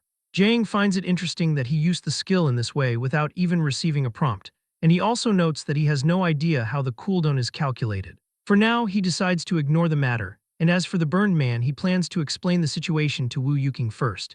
In a facility within the southern district, a man with long hair stares at a large, pulsating lump of flesh. He gently caresses the mass before speaking to Kaiping, asking if Kaiping knows why he has been summoned here. Kaiping has his arm wrapped in bandages and kneeling on the floor, he replies that he knows. He mentions that his master repeatedly warned him not to cause trouble recently, yet he still did so. He is startled when the man in front of him suddenly vanishes. In the next instant, the man is gripping Kaiping by the head. The man appears furious and questions why Kaiping caused trouble even when he knew better. He asks if Kaiping has grown tired of living. He immediately begs his mentor for forgiveness, admitting he was wrong. The man orders him to rise. He then asks if there is any news regarding the two individuals they sent out earlier, and Kaiping replies that it seems they were destroyed. The man asks if the White Raven squad was responsible, and Kaiping reports that supposedly one of them was injured by a youth. This information irritates the man, which causes Kaiping to feel even more terrified. He hurriedly explains that the youth is named Zhu Jiang and claims his background is nothing special, as he is just an ordinary person. The man erupts in anger, demanding to know how an ordinary person could possibly defeat them. He declares that although the test subjects were not perfect, they are still not something that can be defiled by ordinary people. He orders Kaiping to go and capture the boy, vowing that he will personally feed him to the great sky-lodging insect mother. He believes that this way she can give birth to more and better children, and he declares that one day he will obtain this planet. Jiang arrives at the Qingcheng library, reflecting on the chaos he caused during the mission and wondering how Wu Yuking will handle the situation. He decides to stop dwelling on it, thinking that soldiers block enemies and earth blocks water. He considers that, at the very worst, he will simply have to make amends through his future merits. The elevator stops on the 7th floor, and as the doors slide open, he finds Yuking already bowing toward him as she offers a deep apology, admitting that she did not expect the situation to spiral out of control. She confesses that leaving him to face such danger alone was a severe dereliction of duty on her part. He is completely caught off guard by her. Yuking announces that she will upgrade the mission to a C+ rank and provide him with additional compensation, hoping he can accept this gesture. He agrees without hesitation, though he mentally notes that her reaction is entirely different from what he had imagined. As they walk toward a table, she informs him that the identity of the man he killed has been confirmed as Zhu Yingkun. She explains that he was a C-class containment specialist belonging to Su's containment company, adding that she has already contacted them, and they claim the incident was his personal conduct, entirely unrelated to the company. He thinks about the phrase personal conduct. He asks why a man would want the villainess's crown of glory. She places a map on the table and notes that this is where her concern lies as well. She points out that Su's containment company is located in the inner ring, making it impossible for them to send a person all the way to the outer ring for a mission. Though there are no loopholes in their statement, she believes there is another story behind the incident, so she tells Jiang to leave the matter for her to handle and advises him not to get too involved for now. He says he understands. Jiang realizes he almost forgot to give her the villainess's crown of glory, and he also asks if she wants him to return the glasses now as he tries to take them off. She tells him to keep the unremarkable glasses, as he might still need them for his next mission. Compared to their previous discussion, she notes that Zhu Yingkun's autopsy report is very strange, revealing that all the organs in his body vanished without a trace before asking how he did it. Jiang reflects that the shadow flame is far too dangerous, and since he has not figured out the principle behind it, he decides it is better to keep it a secret. He lowers his glasses and tells her with a calm smile that he cannot say. Yuking's face turns bright red and her heart begins to pound. She tells him that if he does not want to say, then he should not, as everyone has secrets. She instructs him to put the glasses back on properly, but he simply stores them away, nodding they are just a divine artifact. Jiang then asks what the object she just gave him is. She explains that it is a containment card, which will make executing future missions much more convenient. He feels a sense of success, wondering if he officially counts as personnel now. She confirms that he does. Yuking snaps her fingers, and a hidden room door opens as she declares that, besides the convenience of official organizations, the data stored in this library will now be completely open to him. She mentions she still has work to handle and tells him to look around by himself. Jiang waves goodbye and tells her to take care. He wonders if he can find clues about the cattail ring inside. He walks through the massive aisles of data, reflecting that the place feels like a world of its own. He observes that all the records are categorized by relic names. He spots God 018, the death goddess's unreasonable favor, which he has never seen before. He taps his card against the panel, but it beeps with a message of insufficient permissions. He tries to view God 069, the Cinderella boy, thinking the far-off number might be accessible, but it is also denied.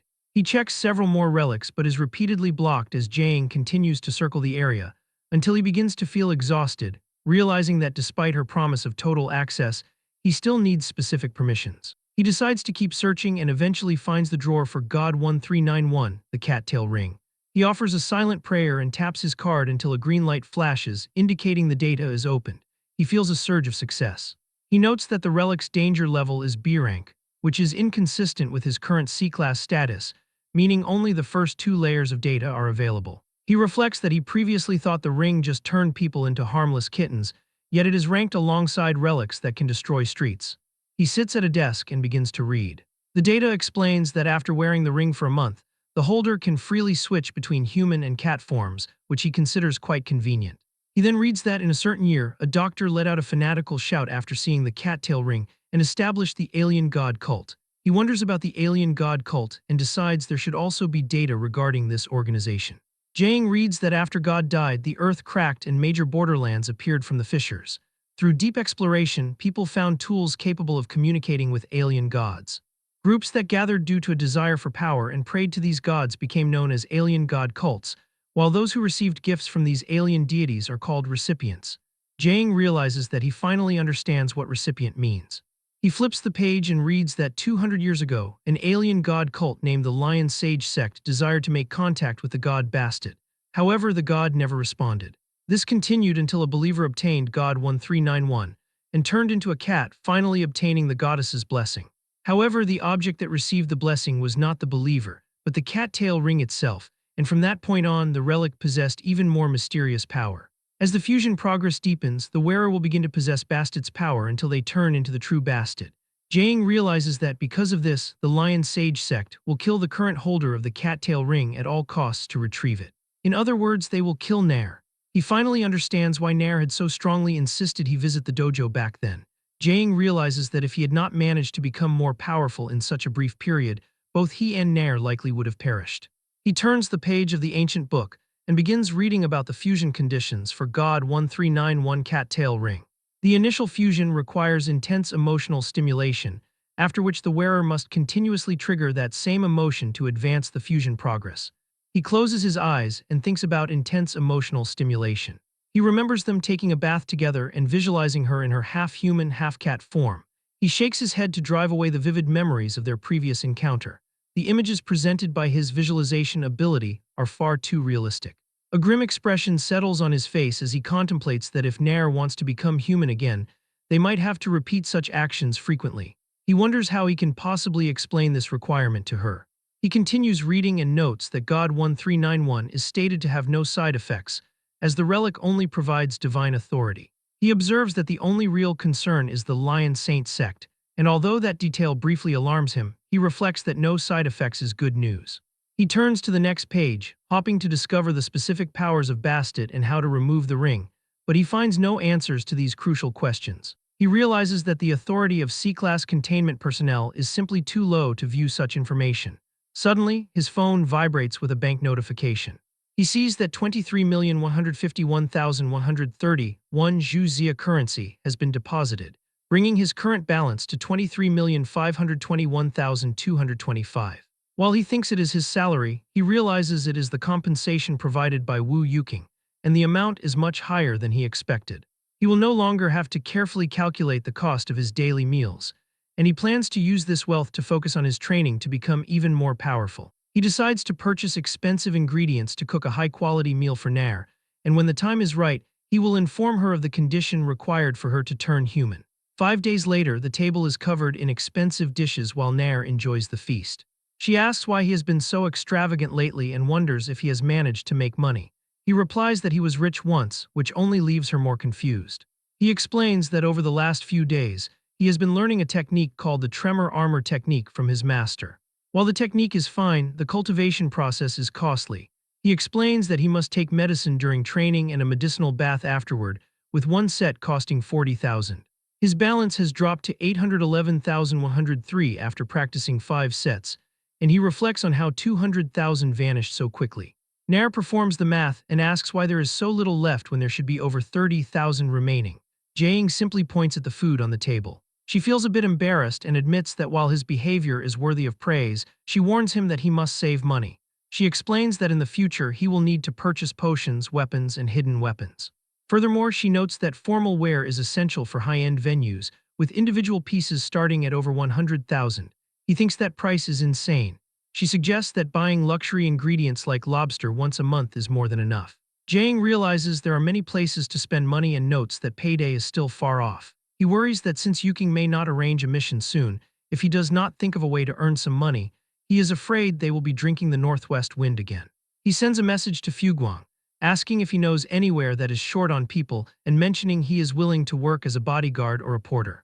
Fuguang replies that he asked the right person and tells him to meet at the Hidden Dragon Dojo tomorrow afternoon so a senior brother can test his quality. He looks down at the table and tells Nair to leave some food for him as she continues eating. The next day at the Hidden Dragon Dojo, Jae-ing is seen cultivating. During his session, he realizes he has unlocked a new skill called Soft Force. Fuguang watches and notes that in just 5 days, Jae-ing has trained the tremor armor technique to an impressive level. A student approaches and asks if Jae-ing can demonstrate a move for the strength tests. Before he can answer, Fuguang comes near him and speaks on his behalf, telling him to go ahead. Fuguang whispers that this is a perfect opportunity to test his results and let the others broaden their horizons. Jae-ing steps forward and decides to give it a try. A student named Wen Jaeorong, who has a punch force of 201.3 kilograms, remarks that Jae-ing has not been here long and may not be good at strength, while Yi Yingyu, with a force of 212.2 kilograms, tells him not to break his hand or blame them later. Ening Meng, whose force is 232 kilograms, tells them to stop talking nonsense and declares that their little junior brother is amazing. Jae-ing delivers a punch to the punching bag that appears as a light, quiet tap. She wonders why he is not charging up, while the other students struggle to hold back their laughter, assuming he is holding back because he is afraid of losing, and they mock him for deliberately going easy. However, the punching bag suddenly explodes and the machine scale flashes with a reading of 9,999. Everyone stands frozen in shock. Jae-ing smilingly explains that he used soft force.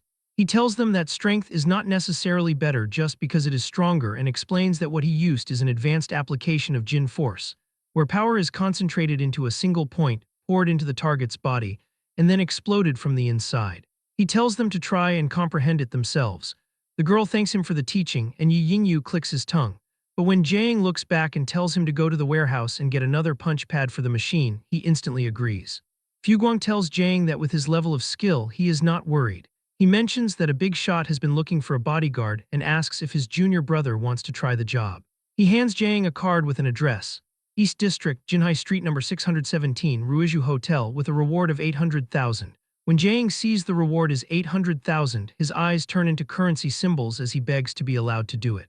At the Ruiju Hotel, Jae-ing steps out of his vehicle, dressed in a black traditional Chinese top combined with black pants. As soon as he enters the lobby, he attracts significant attention as nearby individuals quietly wonder about his identity.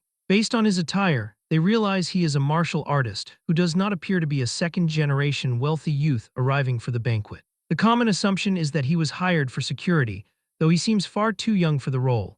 Jang overhears their murmurs and realizes his senior sisters were correct that clothes define the man. He recalls how Shanying asked if he intended to go out in a black shirt and a hoodie, having asked what the problem was since those items were comfortable to wear. She declared that clothes make the man and warned that if he dressed too cheaply, others would naturally look down on him.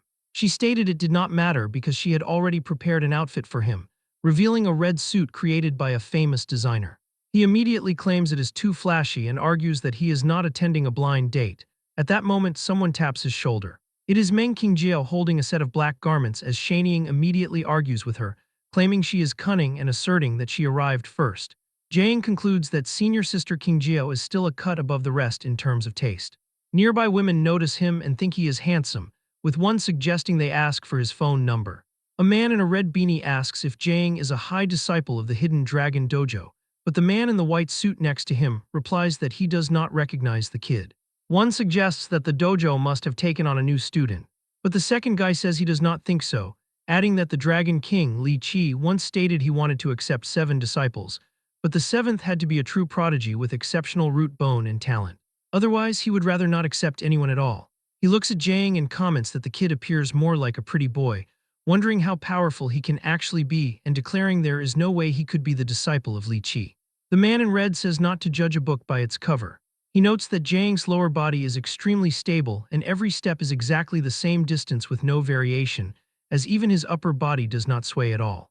He thinks his body control is terrifying, and his skill in force delivery has reached a high level. The man in the white suit does not care, claiming that even if Jang can produce 10 times the effect with 1 point of force, he would still lose when facing 100 people at once. This annoys the man in red. He says there is no reason to talk to a meathead like him and walks away.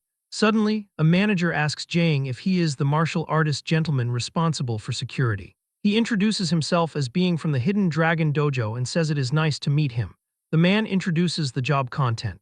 He explains that 6 masters were hired, with each person responsible for an area, and tells Jang that he is responsible for the stage area, noting that the lighting there is not very good, so he must pay extra attention. Jang takes the plan and assures him that with so many martial artists here, no one would dare commit a crime. The manager says that is hard to say, explaining that calling in more people is just to prevent trouble before it happens. He will not say more because he is busy with his work. Jang thinks that while calling more people is not a problem, hearing 6 martial artists implies a big problem. He notes that they also hired a large number of bodyguards, and looking at their equipment, believes they should all be professionals. The number of surveillance cameras already exceeds a normal hotel. When things are abnormal, there must be something wrong. He wonders what exactly happened here to deserve such a big fanfare. The man in the white suit approaches and asks if he is the newly accepted direct disciple of the Hidden Dragon Dojo.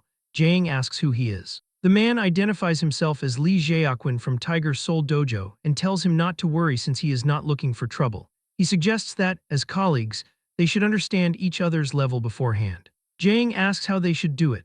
Li Jiaquan suggests crossing hands, and Jang realizes that so-called crossing hands is a way for martial artists to probe each other's level. The man sees him as young and does not trust his strength, so Jang decides this is a good way to find out where he stands. Yaoguang notices Jang and wonders why he is here.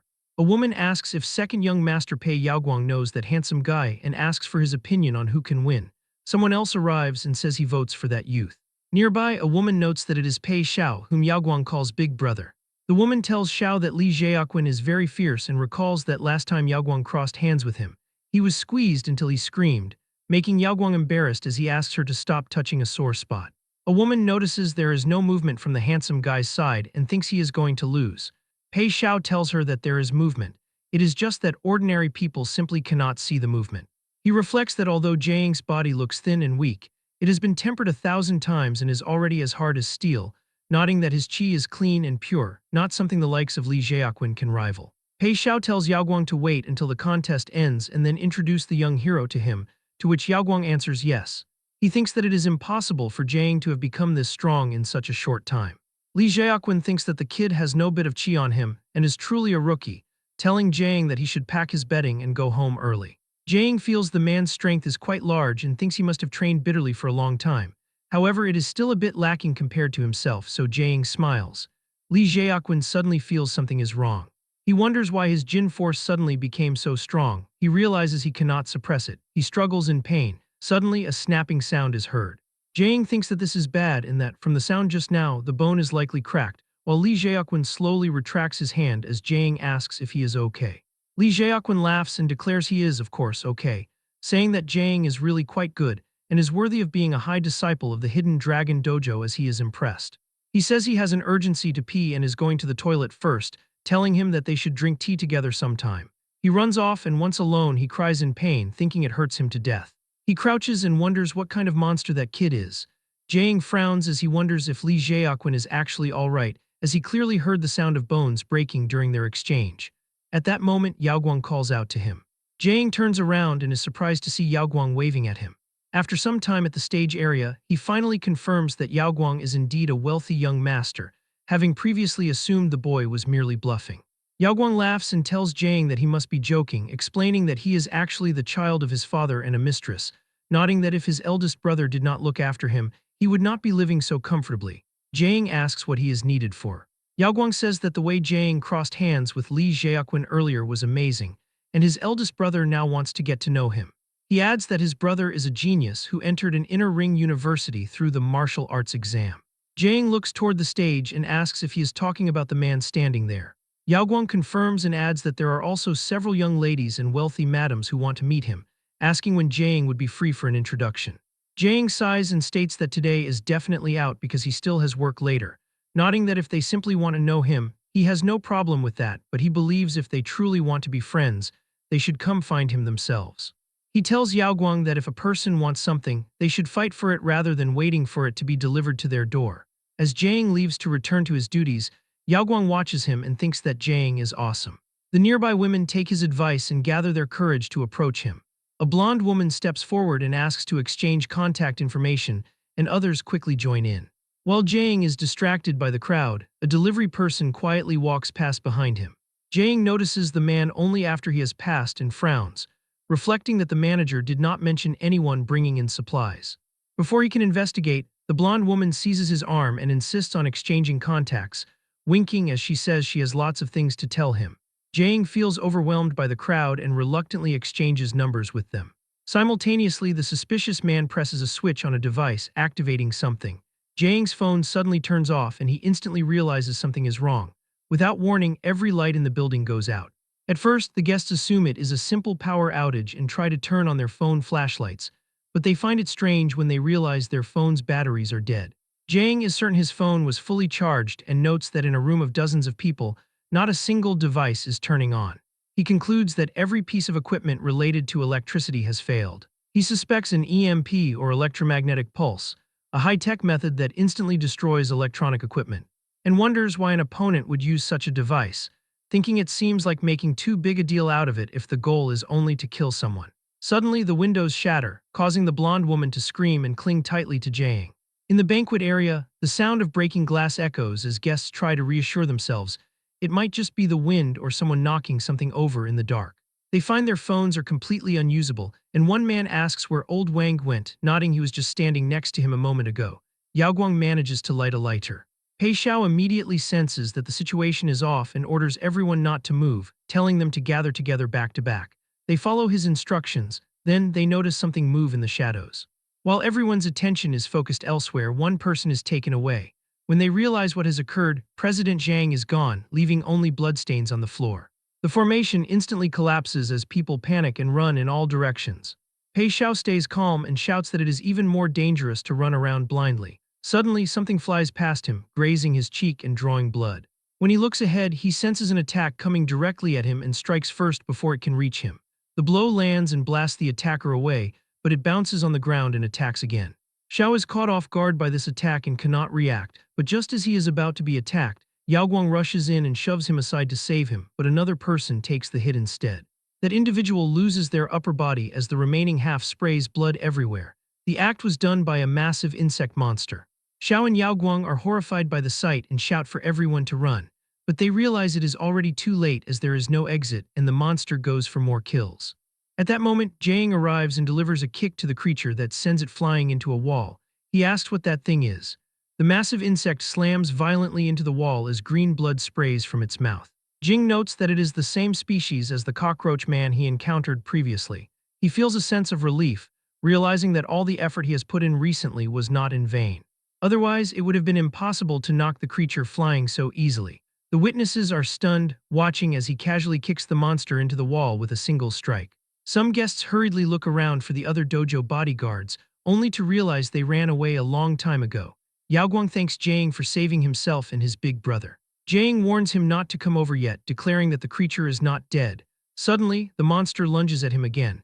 He senses its vitality is even more stubborn than the last time and wonders if it has evolved. He decides to test the beast out, thinking that if he cannot beat it, he will simply retreat.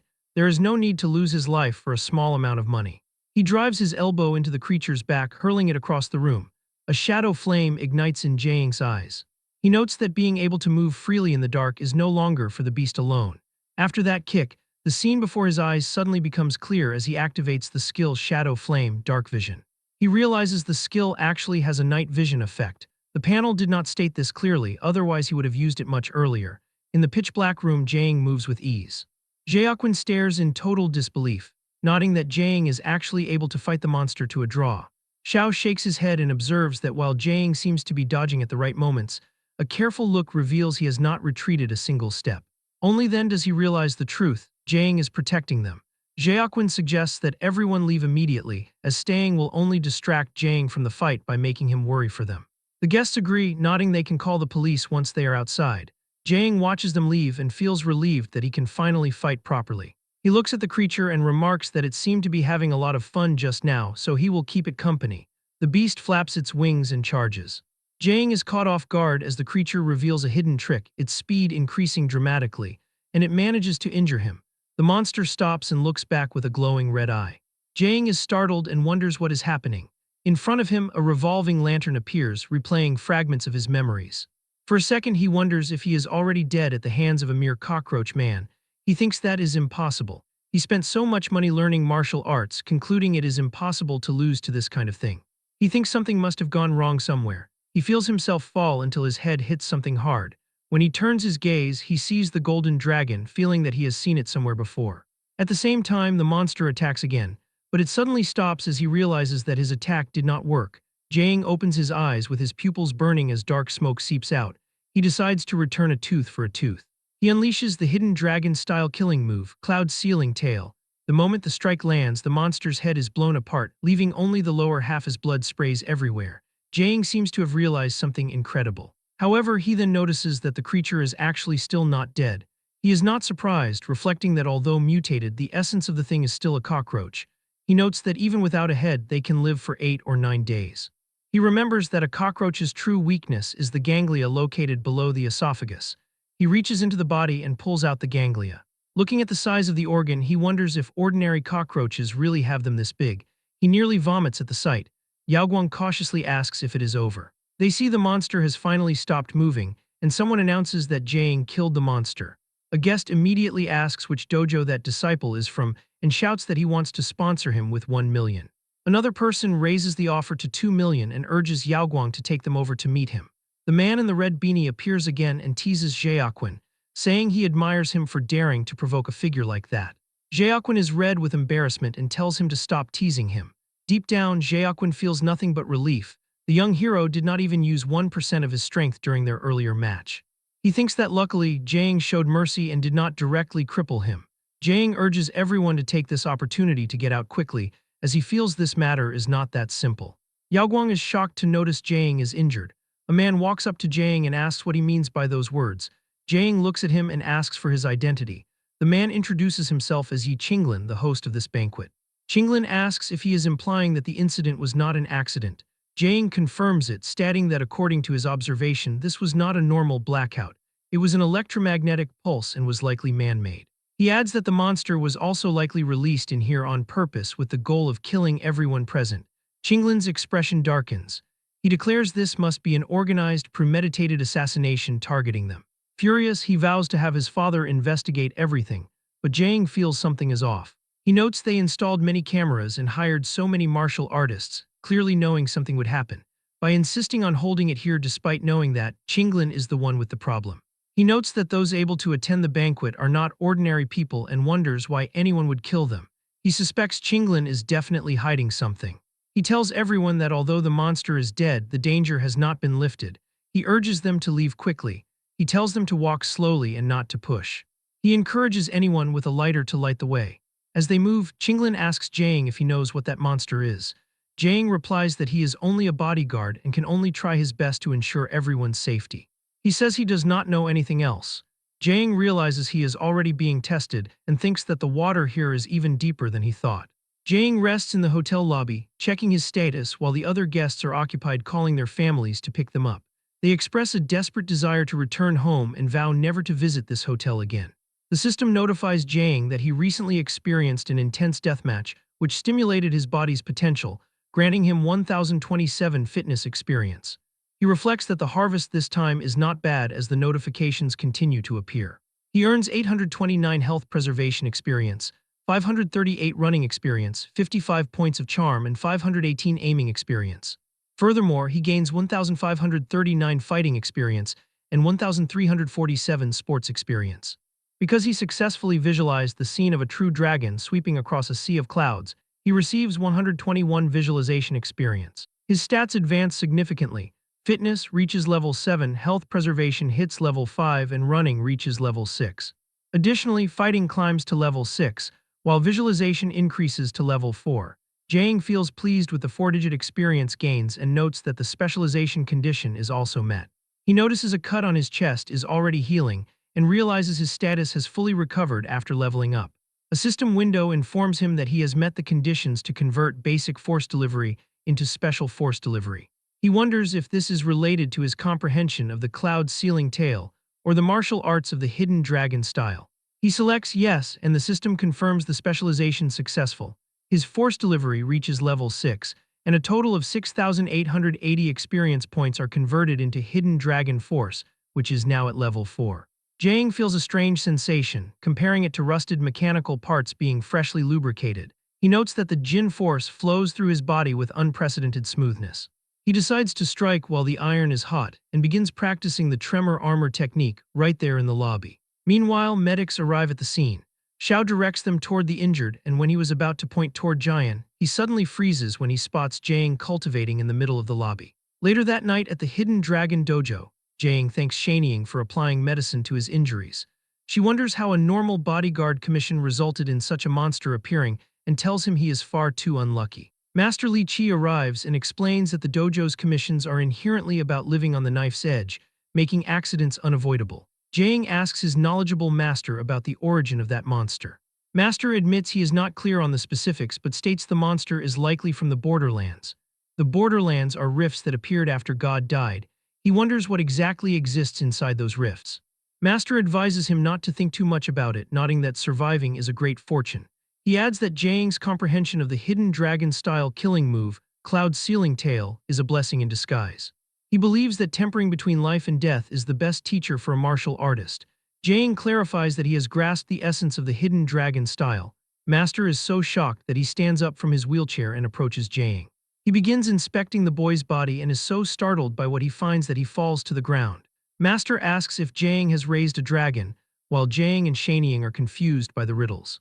Master laughs heartily and explains that to hide a true dragon, one must first raise a fledgling dragon within the body. He declares that Jiang has already raised a dragon inside his physical body. Jiang mentions that after this dragon appeared, his Jin force circulation became much smoother.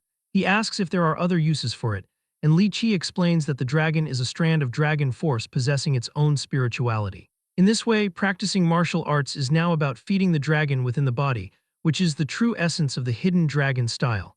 He tells him that he has already obtained the key to breaking the limit. Shanying is confused and asks what breaking the limit refers to.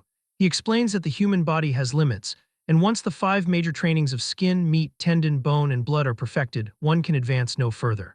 At that point, breaking the limit involves sublimating the life level. He describes remolding the physical body as the most basic component. Even if a person still looks human, their essence becomes non-human. Those who complete this are called earthly immortals or living Buddhas, and can live for at least 150 years in peak condition. Jiang realizes his master's legs were likely the result of an accident during this process. Li Qi tells him not to worry, as he has already completed a critical step and greatly reduced the risk of failure. Jiang thanks his master. Shanying mentions hearing that Master was once a powerful person who leaped over the dragon gate and asks why he still grew old. Li Chi explains with a grim look that the dragon he raised was killed by someone. Hearing this, both of them are in shock. He recounts living in the North District where his behavior was too rampant due to his strength. He and Meng Boshing engaged in martial duels every day and offended quite a few people. When his enemies could not defeat him, they targeted Meng Boshing's wife and daughter.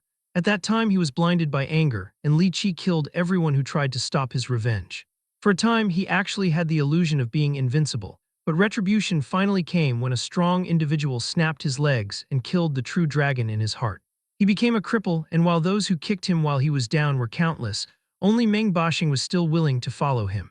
Later, to avoid enemies and protect King Jiao, they dejectedly left the North District. Only then did they come here and open the hidden dragon dojo. Jiang asks if Master does not want his revenge. Li Chi admits to having thoughts of it but notes his enemies are all figures from the North District, where just one is hard to deal with, let alone many. He tells Jiang it is all old history, and that if one day Jiang can legitimately enter the inner ring, it will not be too late to bring this up again.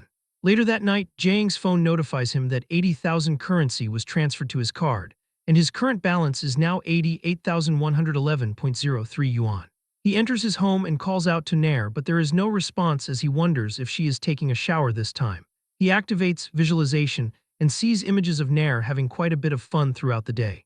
He then sees her climbing out of the window. Jiang looks out and spots two figures cornering a cat in the distance. He realizes Nair is in danger. On the street, Nair asks the men why they have returned to find her after they had already fled. A man explains that it is because the crown, infinite dragon and Antashesha has finally given them a response. She is stunned by this. The men address her as their sect leader, claiming that with her incredible talent, she can certainly become a recipient. They suggest that once that happens, they can utilize the power of the main sect to rebuild their organization. Jiang arrives and stops the man, asking if he cannot see that Nair is clearly unwilling to go with them. She freezes when she notices his presence and asks why he is there. Jiang asks the same question in return. However, listening to their exchange, he realizes these men are members of her sect. The man asks if she is not concerned that Kant Security Company will find out about the existence of the boy. The mention of this organization makes Nair visibly tense. Jiang realizes he cannot ignore what he just heard and steps forward. The man panics and explains that if the sect leader stays at the home of the boy, Kant Security Company will eventually find out and involve him in the trouble. Nair feels a wave of sorrow. Jing wonders if she truly wishes to depart, considering the fact that Kant Security Company is indeed an extraordinary force. He recalls that after the god died, the world fell into a brief period of chaos. Because the authorities were powerless to govern, they outsourced law enforcement rights to various security companies, allowing them to develop their own armed forces. And the Kant Security Company is one of those groups. Unlike others, it grew at an alarming speed and became a massive behemoth, taking deep roots. But nowadays, they are already out of control. Originally, Enning Fengna, who turned into a cat, was well hidden until now. But since the dragon sect people have found their way here, the risk of exposure is much higher. Despite the threat, Jiang reflects that he is not afraid of the company. He tells the men that she will not be going back with them. Nair is deeply moved by his words. The man asks if Jiang actually believes he can protect her. Jing replies that since nothing has happened yet, they cannot know the result without trying. The man scoffs and claims Jiang has no idea how formidable Kant Security Company is, telling the boy that he would not last against them, and suggesting that even a random squad would be enough to finish him. Nair shouts for them to stop, declaring that if they had not come, there would be no trouble at all. She never wanted to be a leader and blames the deceased former leader for arbitrarily choosing her as the heir. She tells them to go receive their endowment themselves and orders them to stop looking for her. She is breathless from the shouting. She adds that if anything occurs, she knows Jiang will protect her well. She asks him for confirmation and he says yes. The two of them turn and walk away together. The man clicks his tongue in annoyance. Meanwhile, at the location of the great skylodging insect mother, the mentor remarks that he did not expect number one to be killed by a 17-year-old student. Even when Chengxuan was that age, it would have been hard for him to win. He wonders if there is a genius in King Cheng even stronger than his disciple. Kaiping replies that the situation is different. His junior brother had only practiced for a short time when he was 17. He suspects the person in the news was probably secretly trained by the hidden dragon dojo for a long time. The mentor tells him to forget about it, as it does not matter. He notes that although the expected effect was not achieved, the deaths will serve as a wake-up call for the governing council. The mentor asks about the status of number 9. Kaiping reports that it ate number 7 the previous night. It has only been born for 10 days, yet its growth rate is extremely fast. The mentor concludes that number 9 is currently the most cost-effective and perfect individual. Therefore, future feeding and production will be based on it. He orders Kaiping to find a time for number 9 to go out and make an appearance too. He notes that the student in the news is from Qingcheng-affiliated high school, the best school in the city. If an incident happens there, it will increase the support rate for his bills significantly. Kaiping feels a chill and agrees. On a clear day, Jiang is busy practicing his martial arts. He believes that one day he will be able to solve all problems, or at least solve the people causing them, like Kant Security Company. The system notifies him that he performed a tremor armor technique cultivation and earned 331 fitness experience. He activates visualization, and the effect is greatly enhanced. This is Shaking Starfear, one of the 5 great killing moves of the Hidden Dragon style. It is a defense-breaking technique that drives Jin force into the target, and he believes it can destroy even copper walls and iron bastions. Suddenly, Fuguang rushes in and announces that Jiang has struck it rich. He asks how that happened. Fuguang explains that the second-generation rich kids he saved at the hotel yesterday donated a massive amount of funds to the dojo. The master decided all the funds belonged to Jiang as remuneration, totaling 22 million. Jiang's eyes sparkle as he imagines himself lying on a bed of money. He remarks that wealthy people certainly know how to conduct themselves. Fuguang tells him the master said he can no longer practice stingily since he has so much money. He hands him a plan the old man made. It lists his daily requirements, and Jiang notes the daily cost is 280,000. He laughs and says it is not much compared to 20 million. Fuguang tells him to flip the page. It lists a qi-condensing heart-nourishing pill for 800,000 per week and an injectable steam sauna medicinal bath for 1,230,000. A tendon-opening massage for 1,800,000 every 2 weeks, and a high-pressure stone chamber session once a month for 2 million. Jing's body begins to tremble. Fuguang tells him to prepare to say goodbye to his 20 million, and Jiang realizes he is a poor martial artist after all. Fuguang then shows him a news headline on his phone. The Qingcheng Morning Post features Jiang calling him a hero for killing the monster with his bare hands. Suddenly, Jiang's phone rings with an unknown call. He answers it, and the voice on the other end causes his face to turn pale. A voice on the other end of the phone shouts at Jiang for his long absence from class. The teacher scolds him for being too bold, skipping classes to perform part-time work, and acting like a so-called hero while failing to return to school. Jiang argues that his family has had a bit of a situation recently. Since the school sports meet begins in a few days, the teacher decides to sign him up for multiple events, including the 100, 200, 400, 800, and 2,000-meter races, making Jiang realize the teacher simply wants him to win glory for the class. Suddenly, Zhu Shanying waves her hand to catch his attention. Because of this, he tells his teacher he has something urgent to deal with and hangs up the phone while the teacher reminds him that he must show up when the time comes. Jiang then asks his 6th senior sister if she was looking for him, and Shanying reveals there is a commission specifically designated for him with very high pay. This immediately catches his interest. She explains that the client is also a martial artist who grew curious about him after watching the news and now wants to cross hands with him for a payment of 500,000. Jiang's eyes go wide at the thought of earning 500,000 just to be a sparring partner. The following day, he enters the Inner Ring's North District, a place where the vast majority of high-ranking government officials reside, often known as the Northern Nobles. He recalls hearing that a random person here can earn in just a few minutes what an outer ring household makes in a whole year. He initially thinks that sounds too exaggerated. He believes that just sparring and crossing hands for 500,000 is a bit too much. However, he realizes that the consumption concepts of rich people are inherently different from ordinary people, and this amount is likely nothing to the client. He observes that the house is so massive it rivals half a school. At that moment, he notices Yao Guang and Pei Xiao standing at the front door waving at him, leading him to wonder what those 2 brothers are doing at this location. He asks if they were the ones who sent the commission to the dojo. Xiao explains that he misunderstood and says someone else wanted to meet him through them. Jiang shoots a sharp look at Yao Guang, who immediately explains that it was not his idea and that his dad ordered him to do it, so he did not dare to refuse. Jiang asks suspiciously if it was their father who wanted to cross hands with him, but Yao Guang replies no and explains that someone else was asking his father for help, though he cannot explain the situation clearly either. Xiao suggests they talk as they walk. He explains the person comes from an official organization, though he does not know which one specifically, and adds that their father instructed them to try their best to satisfy the man's requests. Xiao reveals that at the banquet last night, the man personally asked to arrange a meeting with Jiang and asks if he really has no clue who it is. To which Jiang says he has none as he wonders who would go through such trouble to see him, suspecting the Kant security company. Before opening the door, Xiao warns Jiang that although he is strong, he should not relax his vigilance because the man inside might be stronger than anyone he has seen so far.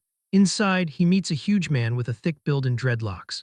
The man introduces himself as Mandrel. Jiang realizes right away that this person is not ordinary, and he greets him as he notices scars and bullet holes in his shoulder. He thinks those are not marks an ordinary person would have and concludes the man has been a soldier used to slaughter. While Mandrel smiles and suggests they become friends immediately, declaring that the best way to make friends is to have a fight. With that, he charges from his seat to attack. Jiang clenches his fist and wonders if this man really belongs to that security company, deciding that if so, he will take him out. Their fists collide with an impact so violent that Yaoguang's knees nearly give out. Mandrel expects the kid's hand to be ruined, but he is shocked to see that Jiang is completely fine as he calmly announces that it is now his turn. Mandrel freezes, unable to understand how this is possible. Jiang activates the skill Cloud Ceiling Tail, slipping behind Mandrel to slam an elbow into his back. The blow sends Mandrel flying until he is embedded halfway into a cliffside. Xiao is stunned by the display, nodding that taking that punch from Mandrel head-on would have ruined his own arm. Yet Jiang is not only unharmed but backhanded him, while Yaoguang stares in disbelief, wondering how much strength brother Jiang is still hiding. Jing judges Mandrel's level, thinking he is nothing more than an ordinary member of the rich second generation. Mandrel slowly stands up with his body trembling. He laughs and says that hitting him felt so good. He asks why Jiang is staring at him and tells him to continue hitting him. Jiang thinks the man is ridiculous but feels that something is off. The Cloud Ceiling Tail strike, which had blown apart a cockroach man previously, has no effect on him. The sensation reminds him of Zhu Yingkun. Jiang asks if he is an augmented, and Mandrel is surprised that an outer ring person has that knowledge. He explains his skin is installed with a B1 protective membrane, an entry-level military augmentation with shock absorption that is extremely strong, especially against a martial artist's Jin force. Mandrel asks if he is tempted to install one too, but Jiang states he is not interested. Mandrel scoffs that martial artists are unwilling to recognize reality. He charges again, yelling for Jiang to wake up because times have changed. He claps his hands together once he gets close.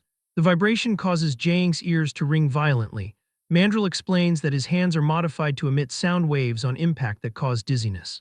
He claims that dodging is useless and that the closer he is to Jiang, the stronger the power of the sound waves becomes. Mandrel tries to punch again, confidently declaring that he is the winner of this match. However, Jiang places a single hand on his chest and stops him dead, leaving Mandrel to ask how this is possible in total shock. Jiang drives a heavy punch into Mandrel's chest. Because Mandrel's skin and membranes are tough, he chooses to pour his Jin force directly into the man's body. The impact generates a boom as golden energy explodes, knocking out Mandrel. Jiang notes that knocking someone out does not actually require much strength, and a light strike is sufficient. A speaker installed inside Mandrel's chest announces that his consciousness has cut off, suggesting that he was not a match for Jiang. Jiang stands frozen, realizing a communicator is installed inside the body. He asks who these people are and what they want, and the voice tells him to wait as they will be right there. Jiang tells them to be quick since he is busy. Xiao and Yaoguang rush over. Yaoguang wonders if this is a test for rookies from a mysterious organization, but Jiang thinks his imagination is far too active. Mandrel struggles to hold back a laugh. Jing tells him to get up if he is awake. Mandrel groans that it really hurts and asks how Jiang broke his sonic move. Jiang explains the essence of the technique was using sonic waves to shock the brain, so he used a stronger force to cancel it out. Mandrel realizes the kid has not used his full power yet. He tells the brothers to walk elsewhere. After that, he confirms he is part of an official organization and invites Jiang to join, but Jiang states he has no interest, especially after meeting him. He says that if it is a legitimate organization, they should have invited him honestly instead of playing games. He is dissatisfied with their style and has no desire to join. He is very satisfied with his current life, safely practicing martial arts and occasionally doing containment tasks to level up his divine skills. Mandrel tells him not to be in such a hurry to refuse, admitting his style of doing things is a bit different, but claiming that joining them has only benefits and no downsides. He mentions the B1 protective membrane that cannot be bought no matter how rich a person is, and offers one for free if Jiang joins, though Jiang points out that Mandrel still got injured despite the membrane. Mandrel admits he is a genius but warns that the human body has limits, and that the feeling of being unable to move forward will drive him insane. Jiang says he is right but refuses again, thinking it is more interesting to use a pure original body to blast modified humans. A voice from the speaker tells Mandrel to shut up, calling his recruitment skills terrible. Mandrill is surprised to hear his captain, who tells them both to look up. A figure falls from the sky. Jang uses his aiming skill to identify her and realizes it is Void Blade. Smoke and debris burst out as she lands. She greets Zhu Jiang and introduces herself once again as the captain of White Raven Squad 838, calling Mandrill a gorilla and adding that he is her squad member. Jiang asks why she is roping him in when she already introduced him to Wu Yuking. She says these are orders from above, and besides recruiting him, she has a second mission here. She shows him a hologram of a monster and asks if he knows the origin of the creature he killed. Jing says he only knew it was a Borderlands creature, but she says that is not exactly right, nodding it has a core, which is a characteristic of Borderlands creatures. The core is the power source and can be anywhere, like the skin or nails, allowing them to resurrect indefinitely if it is not removed. Jing realizes he only destroyed the core through blind luck. He asks since it possesses a core organ why she said, not exactly. Void Blade projects an image of the sky-lodging insect mother from Borderlands F056, the Carrion Lake, and notes its danger level assessment is 6.2. He asks what the number 6.2 means, and she asks if the dojos in the outer ring do not teach this. She tells Mandrill to send over the combat data, and Mandrill taps his head, producing a beep. She sees Jang's danger level is 2.9 to 3.1 and explains that a normal adult male is 1 to 1.1. Since his danger level is 2.9, he is equivalent to 1,280 normal men, while the sky-lodging insect mother is equivalent to 65,000 of him. He admits that is dangerous. However, she explains that in an unawakened state, it is only 1.8 and its main function is reproduction. It can absorb genetic info from the creatures it eats to give birth to corresponding insect species, and it can even eat different creatures and mix their genes together. 1 month ago, a smuggling ring captured a sky-lodging insect mother from the Carrion Lake and brought it out. They chased the trail all the way to the southern district of Qingcheng but lost them. But now they finally have a clue through Jiang. He asks if the cockroach monster he killed was birthed by the sky-lodging insect mother, and she confirms it. He thinks about the term cockroach man, realizing it means a mix of a cockroach and a human. He is shocked to realize that the creature was created by mixing a cockroach and a human, and he feels a chill from the thought. Void Blade says that Zhu Jiang has already noticed the cockroach man's strength has been increasing continuously. She suspects that whoever is controlling the sky-lodging insect mother is constantly refining it, and that Jiang, who has ruined their plans more than once, has already become their target. He understands the situation and asks if the invitation to join is meant for his protection, but she clarifies that it is not, telling him that he is only 17 yet possesses exceptional talent and the courage to face Borderlands creatures directly. She explains that the White Raven Squad is backed by an agency with the most professional and advanced training system in all of Zhuxia, which can fully unlock his potential in every aspect. Jiang thinks that what she is saying sounds wonderful, but unfortunately, he already has a system that has overridden everything else from the very beginning. He says he is sorry, but he must refuse. She lets out a sigh and says she can roughly understand his way of thinking. She offers a compromise by granting him the status of external personnel of the White Raven Squad, explaining that when necessary, she will ask him to do things in the form of commissions for corresponding rewards, while Mandrill stands by thinking she is kidding. Jing grows suspicious because the condition is far too lenient. He asks if there are any god relics inside the agency. Void Blade confirms there are, nodding that one of their scientific research departments is the God Relic Research Institute, which contains many god relics, and adds that if he accumulates enough merit, owning one is not difficult. Jiang's eyes light up and he agrees to the deal immediately, making up a story and claiming he has been a fan of White Raven for 10 years and that his dream is to be an external personnel member. They shake hands to seal the cooperation. Later, he gets in a car and leaves. Mandrill asks the captain if this is truly necessary, questioning if Jiang is just a martial arts genius who is not considered too uncommon, but she replies that this person is not that simple. She explains that yesterday she came into contact with the eldest miss of the Wu family again, noting the degree of importance Wu Yuking attaches to Zhu Jiang is beyond imagination. Mandrill asks if she means Wu Yuking, the natural recipient. She asks if he remembers that Yuking has always been looking for a way to remove her recipient status, having also said that only a god can fight a god and that aside from god relics, Zhu Jiang is the only thing she cares about. Void Blade suspects he has a special quality they haven't found yet. Even if they don't know exactly what makes him special, they must get their hands on him first. The sun sets as Jiang heads back, and he thinks that Qingcheng is really poor because even the most prosperous area cannot compare to a single hair on the North District. Suddenly, his phone rings with a message from Yuking asking him to come to the library when he has time. He replies that he is arriving soon and tells the driver to go to the Qingcheng library. He arrives on the 7th floor and Yuking tells him to sit, He takes a sip of sweet water. With annoyance, he asks the boss if they can drink something better next time, wondering how much this woman likes the sweet water kettle. She smiles and asks if he does not like it, nodding it is tea brewed from water produced by his favorite god relic, to which Jang asks for a Coke instead. Yuking says that White Raven should have already contacted him. He tells her they invited him to join, but he didn't agree. She tells him he did the right thing, and he asks why she says that. She explains the creature known as the Crow is an ominous existence that brings death, while the White Raven is a symbol of rebirth and mercy that brings auspiciousness, as the name is entrusted with beautiful wishes, but the death rate of their work is extremely high. Since it was established over 60 years ago, the number of people who lived safely until retirement is only 3. Jang thinks that is dangerous enough and realizes he will have to consider White Raven work carefully, since the resurrection effect of twin life only works once in a short time. He asks her for the background of that agency, and she tells him the full name is the Abnormal Disaster Emergency Management Special Agency.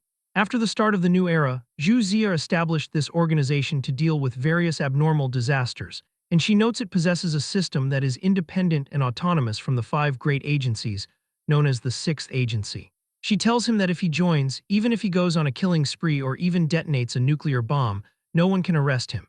He remarks that since the 6th Agency's power is so great, he wonders if the government is worried about it escaping control. She says there is no need to worry because there are 13 high-level officials in the agency, and almost all of them live in the Azure Court. In that case, the 6th Agency is equivalent to this country itself, and Jang thinks the background is way too huge. Yuking tells him that he can go now, and when he asks if she has any missions for him or any god relics to see, she says no. She suggests that if he truly has nothing to do, he can sweep the library. Jang immediately stands up and says he has something to do and will be leaving first. Suddenly, his phone rings with a call from Du Shiwei. He realized he forgot about this and tells his teacher he will be there very soon. In the Southern District, the mentor sits on a staircase. A man with purple hair reports that the test subjects have all been transferred. The mentor did not expect the White Ravens to find the place and asks about the situation on Kaiping's side. The man says that according to instructions, Kaiping took number 9 to Qingyu affiliated. The mentor explains that only by using number 9 to attract attention can they continue transferring the skylodging insect mother. Otherwise, the thing is too big a target and is easily exposed, while the purple-haired boy mentions the Kant Security Company is not helping at all. The mentor says large companies are shrewd and only want to enjoy the fruits of others' labor, adding that if they fail, the company loses nothing. The boy asks if Kant Security Company will kill them once the matter succeeds, and the mentor replies that he has prepared a backup plan, declaring that if something happens to them, Kant should not expect to have it easy either. The story continues as a mysterious figure slips onto the school grounds, viewing the students as nothing more than fresh flesh for the harvest. He considers that if he can capture them all and offer them to the insect mother, it will earn him tremendous merit. The man notices the girls cheering excitedly for Jang. Following their line of sight, he watches the youth running across the field and asks himself if that is Zhu Jang. In his mind, Jang appears as nothing more than an ordinary teenager, and he doubts someone like that could actually defeat a test subject. However, he reflects that it does not matter because things will become even more exciting soon. For now, he continues his act of pretending to be a janitor as Li Ji observes the well-built frame of the cleaner and wonders if he is new. The girls erupt into passionate cheers when Jang wins the race in first place. Li Ji hands him a bottle of water and asks if he is really still not interested in any of the girls. Jang answers simply that he is not interested, then asks how many events are left for the day. Li Ji notes that there are the 400-meter, 2,000-meter, and relay races remaining, which prompts Jang to ask specifically about the relay. Li Ji explains that it is also a running event, so the teacher signed Jang up for it as well, quickly adding that the rest of the team will not drag him down. Suddenly, Jang senses something wrong as he catches the smell of blood. He activates his skill and sees the horror. A cockroach man is inside the school building, feeding on humans. Jang reflects that the creature moving through the campus is like a tiger entering a flock of sheep, so he orders Li Ji to call the police immediately and report that a cockroach man has appeared. He then tells his friend to run as far away as possible and not to look back. At the entrance of the teaching building, dismembered bodies and blood are scattered everywhere. The cockroach man identifies a student through his red eyes and notes that her meat quality is fresh and tender. She trembles in the corner in total despair as the creature slowly approaches her. Suddenly, Jang rushes into the room and slams into the cockroach man, knocking the monster back. However, the monster is not injured at all. Jang shouts for the student to get out of there quickly, and she thanks him repeatedly as she flees without looking back. Jang decides he must whittle the monster down first to lower its HP, so he activates Twin Life and Twin Speed. He concentrates all of his power into a single point and shatters the monster's external shell, blasting the creature away and sending it crashing through several layers of walls. Suddenly, a man in a janitor's uniform staggers out from a nearby room and begs to be saved, stammering that the creature has completely lost control. Jang recognizes the man as Duan Kaiping and wonders why he is at the school. Duan Kaiping claims he is actually from the Golden Wind Dojo and needs to find his master to deliver an urgent message. However, the cockroach man returns. Jang dodges the attack with incredible speed and the monster goes straight for Duan Kaiping. Duan Kaiping is devoured in an instant before he can make another sound, his body parts flying everywhere. Jang realizes that if not for Twin Life, that moment might have been his own end, noting that his previous killing move did not actually finish the beast. After consuming Duan Kaiping, the monster turns back toward him. He watches as its wounds heal at a terrifying speed. The creature lets out a roar and charges at him. He barely manages to dodge at the last second, but as he evades, a tentacle still manages to graze him. He realizes this cockroach man is not right compared to the one he fought at the hotel, as this one seems bigger and harder, with the barbs on its limbs having grown larger and its antennae having turned into lethal weapons. He suspects the genes of the creature have been further optimized. He can tell this fight is turning into a battle of attrition, so he grabs a nearby fire extinguisher and hurls it at the monster. The beast slices through the cylinder, causing compressed gas to blast everywhere and obscure its vision. Jang seizes the opening and strikes. He takes a piece of rebar and throws it at the monster with incredible speed. It goes straight through the monster's skull, making it hiss in agony and fall to its knees. To his shock, the creature is still alive even after that blow, spreading its wings and vanishing into the shadows. It begins circling him at high speed, clearly attempting to confuse him before launching a sneak attack, as he did not expect the thing to actually know how to think tactically. He closes his eyes and switches to visualization, and since he cannot see the angle of attack, he decides not to rely on his sight at all. Using visualization, he traces the movement trajectory of the monster and finds the monster behind him trying to sneak attack. A familiar sensation surges through him, which is the same feeling he had when he comprehended the cloud's sealing tail. He activates a hidden dragon-style killing move called Turning Golden Scales, and his arm transforms. He notes that with such a big commotion at the school, the White Raven squad will eventually arrive, so he chooses to stall for time and wait for them to come. The school area where he is fighting is reduced to ruins. Void Blade hovers above the destruction, using her anti-gravity augment dragon wing device, and notes that in under 5 minutes, the campus has already been leveled as she worries that Jang is in grave danger. A helicopter approaches, and as the school building moves slightly, Void Blade notices this and warns the pilot to dodge as a massive energy hurricane erupts through the roof. Mandrill reports to the captain that the teaching building has collapsed and asks if they are still going down. She activates her sensors and sees someone moving in the debris. She confirms it is Jang and synchronizes the data with her entire team. She jumps down from the air, deciding to prioritize rescuing Jang first while the rest of the squad captures the skylodging insect mother's offspring alive. Mandrill notices her using an augment made from dragon bone and wonders why she would bring such high-level equipment for this mission. She lands on the ground, wondering if the hurricane was created by the cockroach monster. She turns off her dragon wing device and places a hand on Jang's shoulder. He reacts with a violent swing, thinking it is a monster, but she identifies herself as Void Blade. He freezes in relief, and his strength instantly leaves him as he collapses, but she stops him from falling to the ground. She provides a fast-acting painkiller and notes it works very quickly. He warns her not to let her guard down, stating the cockroach man is extremely powerful. She observes the wounds on his neck and tells him not to worry since the entire White Raven squad has arrived. They launch a direct assault on the monster. Mandrill feels proud of the foundation the student Jang laid down for them. A girl who is eating a lollipop and using her power tells him to stop talking about irrelevant things and warns that a thrust from the beast is coming. The creature lunges, and Mandrill thanks her for the alert as he blocks the attack and creates a sound wave. The cockroach man is stunned by this instantaneous, high-pitched sound, causing it to cough up green blood. Without giving it time, another man attacks, making a deep slash on the cockroach man. But Void Blade calls the man an idiot and reminds him she has already told him to find the right angle for the slash. She tells him to watch closely as she releases dozens of blades that fly with her.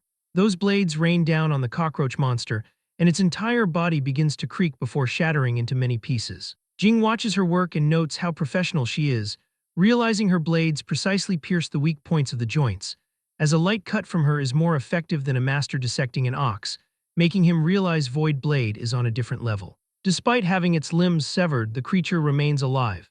Voidblade commands Chi-Yu to stop its bleeding, explaining they need it alive to help find the sky-lodging insect mother. She then orders Xiao Jiang to write the mission report and apply to the higher-ups for a tracker. Mandrill approaches Jiang and asks why the genius looks so battered, and Jiang replies that it was lucky they came quickly.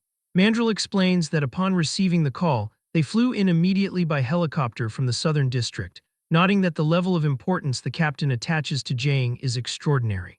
Jiang asks if they found anything in the southern district, and Mandrill states they have searched less than a third of the area with no gains. Jiang reveals he actually has a new clue, which catches the captain's attention. He explains his suspicion that the monster was brought in by Duan Kaiping, noting that Kaiping is the boss of a group of punks, and that his presence as a fake cleaner at the school is highly strange. She agrees the information is valuable and tells Xiao Jiang to report it to the higher-ups right away. Suddenly, she looks back and yells for Xiao Jiang and Chi-Yu to leave the area. The dismembered body of the monster begins to pulsate. Chi-Yu is struck while Xiao Jiang barely evades in time. The monster is recovered. Mandrill assumes it is hyperregeneration, but Voidblade identifies it as molting. The beast attempts to fly away, and Jiang asks the captain to lend him a knife. She asks what he is going to do. He does not answer but activates Twin Life and Twin Speed to hurl the blade with extreme precision using his aiming skill. The knife hits the monster and goes straight through its body. Voidblade and Mandrill stare in shock. Mandrill asks if Jiang just threw a depleted uranium armor-piercing shell with his bare hands as the creature falls. Jiang notes it was only possible because the knife was good, which annoys her since the weapon cost over 10 million, as Jiang reflects on the importance of weapons after being previously helpless against the beast. She turns back and notices his arm has turned purple, realizing that using that move comes with a heavy cost. She tells him to get on the helicopter so they can return him to the Hidden Dragon Dojo, and he agrees. Knowing his internal energy circulation cannot heal these injuries, and that he still needs the help of his senior brother and sister, though he probably won't be able to avoid getting scolded. As the helicopter departs, Mandrill mentions they lost another member and asks if they should report it to the higher-ups to transfer more members over, but Voidblade refuses, explaining that a high death rate would downgrade her evaluation. Jing finds their indifferent attitude toward death unsettling, and realizes he could not learn it even if he lived another lifetime. The system rewards him for the death match he just experienced, stimulating his potential to grant 1,367 fitness experience, 939 health preservation experience, and 1,211 aiming experience, promoting aiming to level 6. His Hidden Dragon Force is promoted to level 5, and visualization reaches level 5, leaving Jiang to smile and think the experience gained from this is both painful and pleasurable. As the helicopter continues its flight, Jiang notes that his aiming skill has reached level 6, leading him to realize that his vision should be even more defined now. He peers down at the city and notices that he can see everything clearly. He thinks that this is ridiculous, as his natural eyesight now surpasses high-quality binoculars. He considers that if he combines this with his Hidden Dragon Force, accurately striking a target kilometers away will no longer be just a fantasy. The next time he encounters a monster like the Cockroach Man, he will not need to get close at all, which significantly increases his safety factor. Voidblade informs him that the investigation results from the southern city side have arrived. The survey team used instruments and discovered that the pollution rate there has already exceeded 10%. He asks what a pollution rate is. She looks at him in disbelief and asks if he truly knows nothing, questioning what they teach students in the outer ring. She uses a metaphor, stating that her left hand represents the world they live in, and her right hand represents the other world. When the two worlds collide or overlap, pollution is generated. The more severe the overlap phenomenon, the higher the pollution rate. She explains that if it is only a slight graze, an impact occurs, and the pollution rate is generally around 1% to 5%. However, once an overlap occurs, the pollution rate rapidly shoots up to around 10% to 30%, changing physical laws and allowing creatures from the otherworld to enter reality. He asks if this is the process of how borderlands are born. She clarifies that borderlands are the product of the pollution rate reaching 100%. It is neither reality nor the otherworld, but a new state called a subworld. She warns him that an overlap phenomenon could happen in Southern City at any time, so he must not go near there casually. Jiang notes that he understands. He eventually returns to the dojo where Zhu Shanying immediately scolds him. She tells him that he really does not let people have peace of mind, noting that every time he returns, he is covered in injuries. Meng Qingjiao appears angry as well. As they begin applying medicine, Shanying warns him that if he does this again, they will not care about him anymore. He attempts to explain that it was not his intention and he was forced by the situation. Shanying smacks him, causing him to shout in pain and beg her to go easy. She insists that he needs to remember the pain, pointing out that his whole arm is purple and she does not know how long it will take to recover. Jang explains that he did not want to get covered in injuries either, but in that situation, he was the only one who could stand up to fight the cockroach monster. Shanying presses her elbows into his back, prompting Jang to hiss and beg her to go easier. She tells him to bear with it, explaining that this is the only way she can infuse the medicinal power into his body using qi. Shanying's chest is pressed against his face, so he turns his head away. He reflects that compared to Shanying, senior sister Meng's control of qi is much more refined. He notes that the medicinal paste silently soaks into his skin and feels somewhat comfortable rather than painful. Suddenly, he feels something. The master enters the room and freezes at the sight of the girls positioned on top of Jang. Both Shanying and Meng Qingjiao immediately turn red with embarrassment. After that, Li Qi checks Jang's hand and realizes that he really cultivated the golden scales, and he wonders how strong the monster must have been to injure him like this.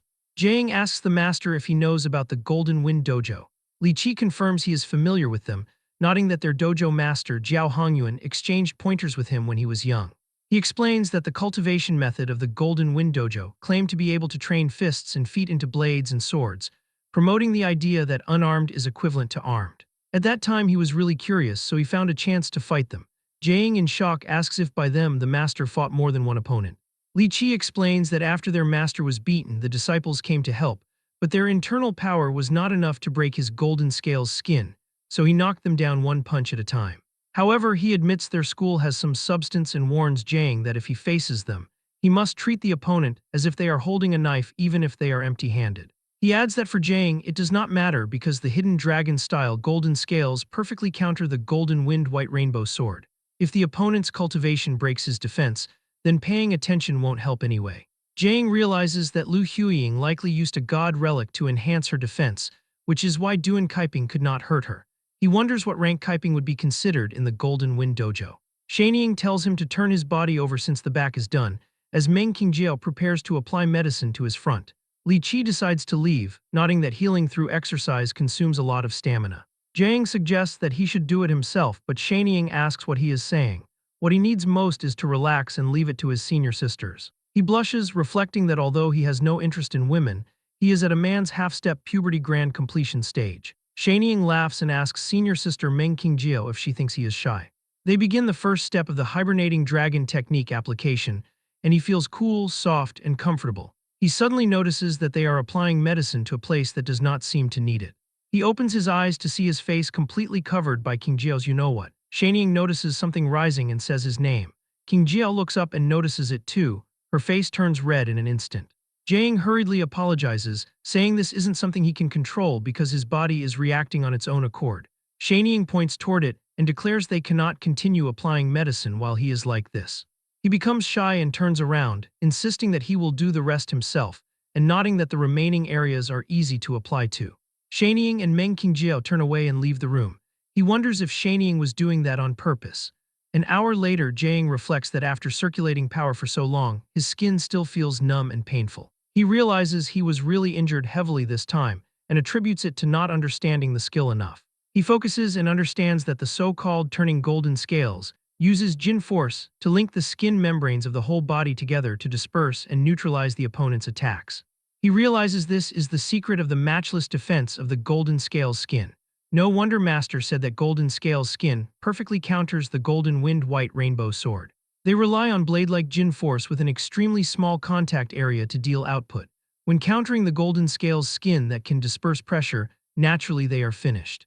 Jang notes that the remaining skills he has not comprehended yet are Shaking Starfire and Eye-Piercing Current, but he decides there is no rush and he must heal his injuries first, and after that he leaves the dojo. Jang arrives at his home and Nair spots him the moment he enters. She waves and asks why he has returned so late, then inquires if he brought anything delicious to eat. He stands frozen at the sight of her because she is in human form once again. It is strange since the library records stated that returning to human form required a specific method. She explains that at noon, she suddenly realized she could transform back on her own and mentions that she will be leaving soon, so she decided to keep him company for a while.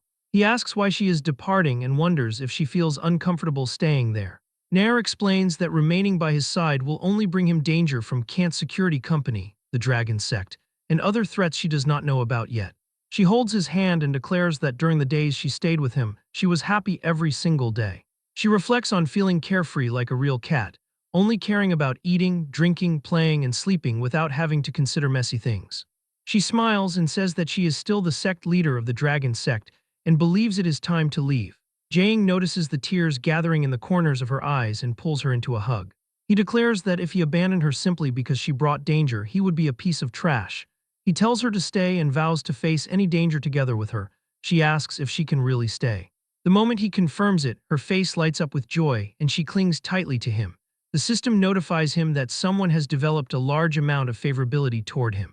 His charm technique experience increases by 668, then 784, and then 851 points. His charm technique is promoted to level 7. He is stunned, noting that usually when girls look at him, the experience only increases by a few dozen at most. He realizes something important and grows serious. He tells Nair that he has something to discuss with her. She listens carefully as he explains that whenever her emotions intensify, it deepens the fusion progress with the cattail ring until she is incarnating as Bastet. He adds that it is not just any random emotion. It must be the kind generated during their first fusion with him in the bathtub last time. This shocks her, making her face flush, and her attitude becomes cautious. She asks what he wants to do. He quickly clarifies that it depends on whether she wants to actively receive this power. Nair instinctively moves away from him. Jang explains that all known individuals who have incarnated as Bastet have simply gained power without abnormalities. He notes that since they are making enemies of a big company like Kant's security company, they must hold as many cards as possible. She is surprised by how seriously he is planning. She asks if the source of information regarding the cattail ring is reliable. He confirms it and states that he does not think the person has a reason to lie to him. Suddenly, Nair pushes him down and suggests they try it right now. He panics and tells her to wait, but she clarifies that she simply thinks more power means more assurance. He tells her that she does not need to explain, he understands. She asks how they should proceed and he suggests recreating the scene from that day. She blushes but agrees. They enter the bath together and recreate their previous positions. The sensation is intense and she grabs his hand tightly. He wonders if the process is over. The cattail ring begins to glow, and he reaches out to touch it, absorbing the divinity. He realizes that promoting the fusion between the cat and the ring actually produces divinity to absorb. He thinks that this is reasonable, as strengthening the fusion extracts the power belonging to the foreign god Bastet within the ring. His divinity absorption reaches 33 out of 500. He realizes that a foreign god possesses divinity too. Nair says she feels a bit stronger.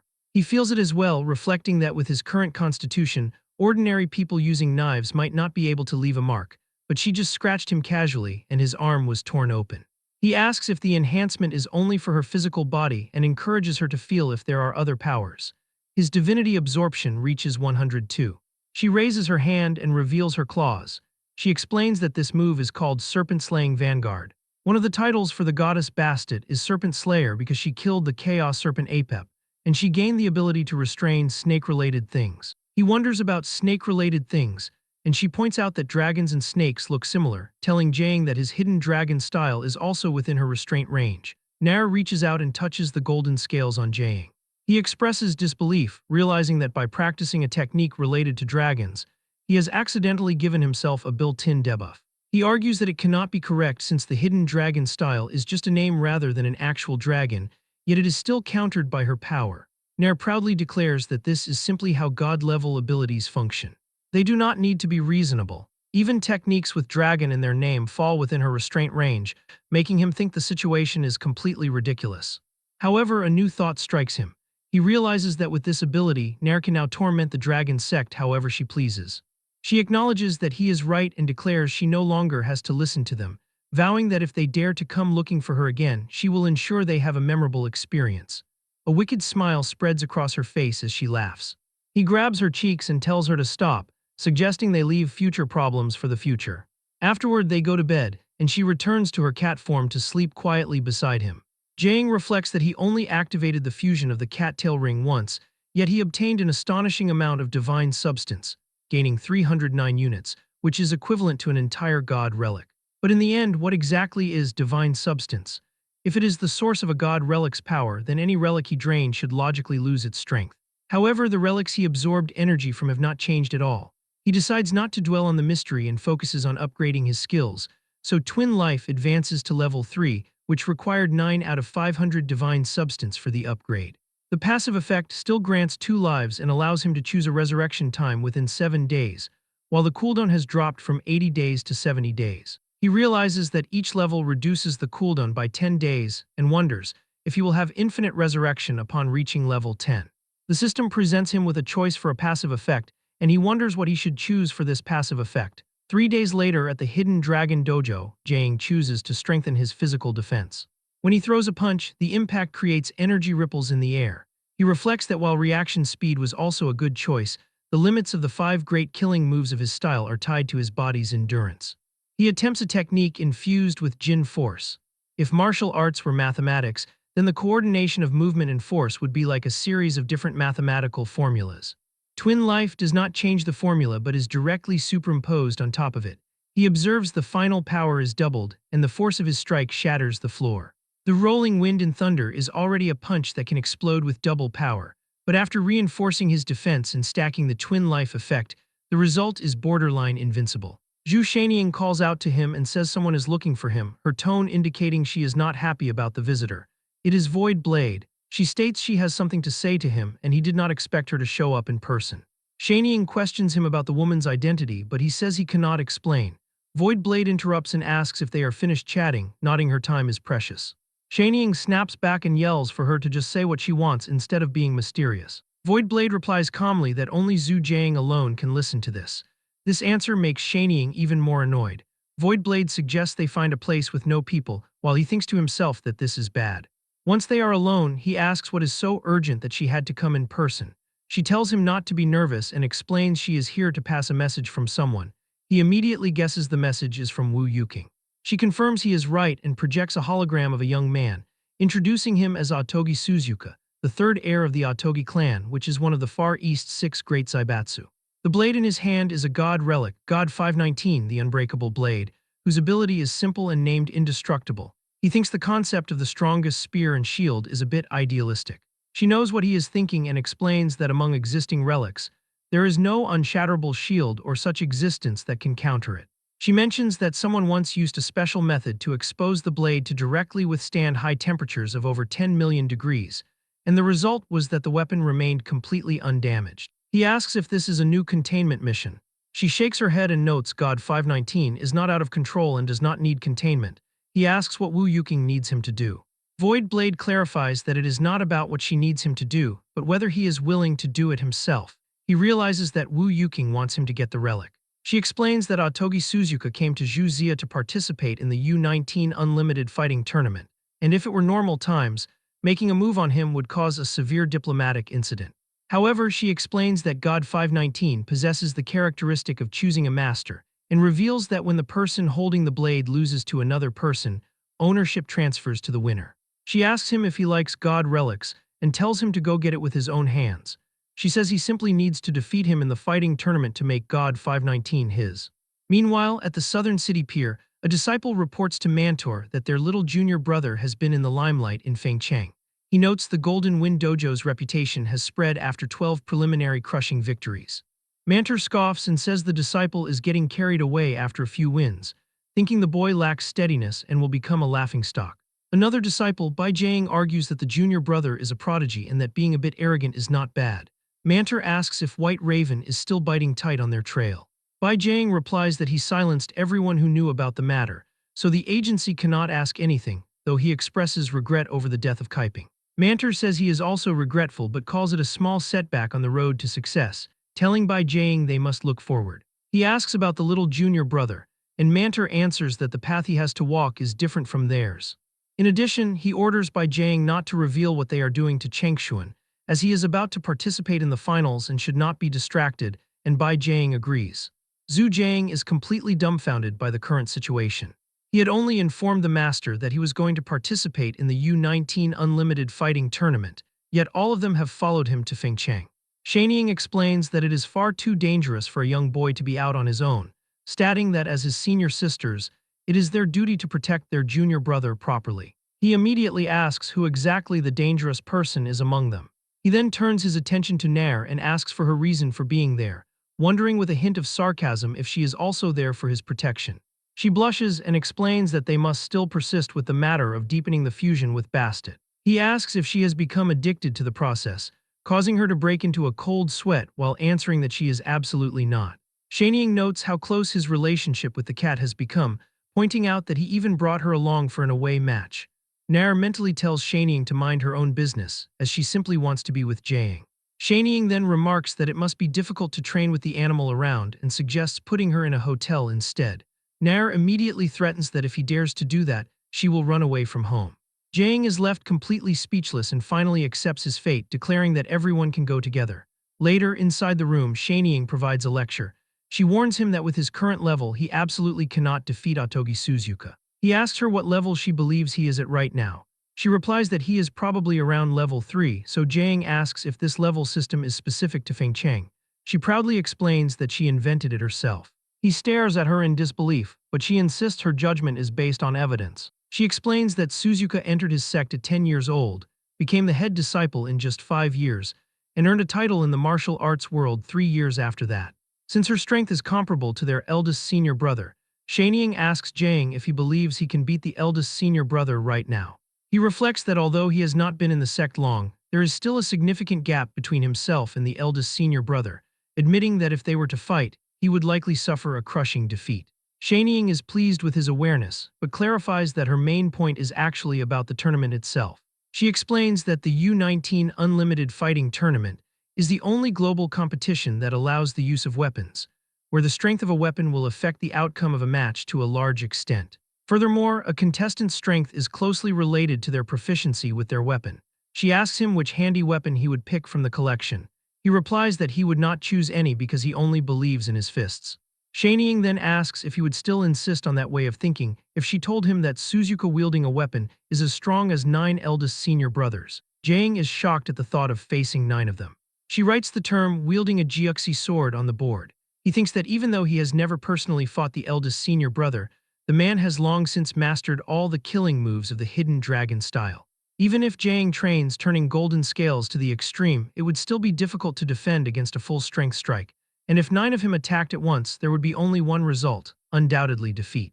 That is when Shanying presents what she calls a savior, telling him to look at the object wrapped in black cloth. He immediately senses that it is a good blade. Shanying asks how he knew it was a blade. He explains that the weapon told him itself. As he unwraps it, Jaeing finds it difficult to describe the feeling. It is like the weapon is calling out to him and saying it wants to be used by him. Shanying smiles, saying that since she has not given him anything since he joined, this blade is her gift for him to attend U-19. He asks roughly how much the blade is worth. She explains the main materials are dragon bone steel, star iron stone, moonlight thread, and blood amber, adding that the forger is the famous master He Jiuxi. She claims it is only around 20 million and calls it a slight spending, while Jaeing realizes this amount is his entire net worth. He accepts the weapon, though he notes that swinging it feels a bit awkward and wonders if it can be like in games, where a person can use it directly as soon as they pick it up. Suddenly, he senses an incoming attack and instinctively raises the blade to block a splash of liquid. It was Master Li Qi. Jaeing asks if there are any techniques regarding weapon usage in their martial arts style. Li Qi explains that top-tier martial arts moves are basically interconnected. He pours tea from a cup and explains that moves executed with fists and feet can certainly be executed with weapons. Jaeing is stunned to see the tea water drip a hole through the ground. The master reminds him that the competition is imminent and he needs to learn a powerful killer move. Without warning, Jaeing's consciousness is pulled away. He sees the master wielding a blade and finds himself surrounded by a field of swords. He looks at his hand and it is suddenly cut into pieces. He is completely shocked by this and sees himself standing on a mountain of dead bodies his own. Back to reality, he begins to breathe heavily, his expression twisted in shock. The master asks how he feels. Only then does Jaeing realize that what he was experiencing was killing intent. Master Li explains that the Asura blade intent is the result of pushing the chi of motion to its absolute limit. Once perfected, it can influence others from thin air through spiritual consciousness alone. Jaeing, not understanding, asks if this ability is scientific, so the master explains that their hidden dragon style conjures a dragon at the drop of a hat, which is not very scientific either. Since Jaeing wants to learn weapons, Master Li offers to teach him the Asura blade intent, noting that even without a proper body structure or specific killing moves, just swinging a blade with this intent is no small matter. They start the training immediately, though Jiang thinks that sparring with his master is a bit of an overkill. Master Li tells him he is overthinking it and assigns Meng Qingjiao to accompany him.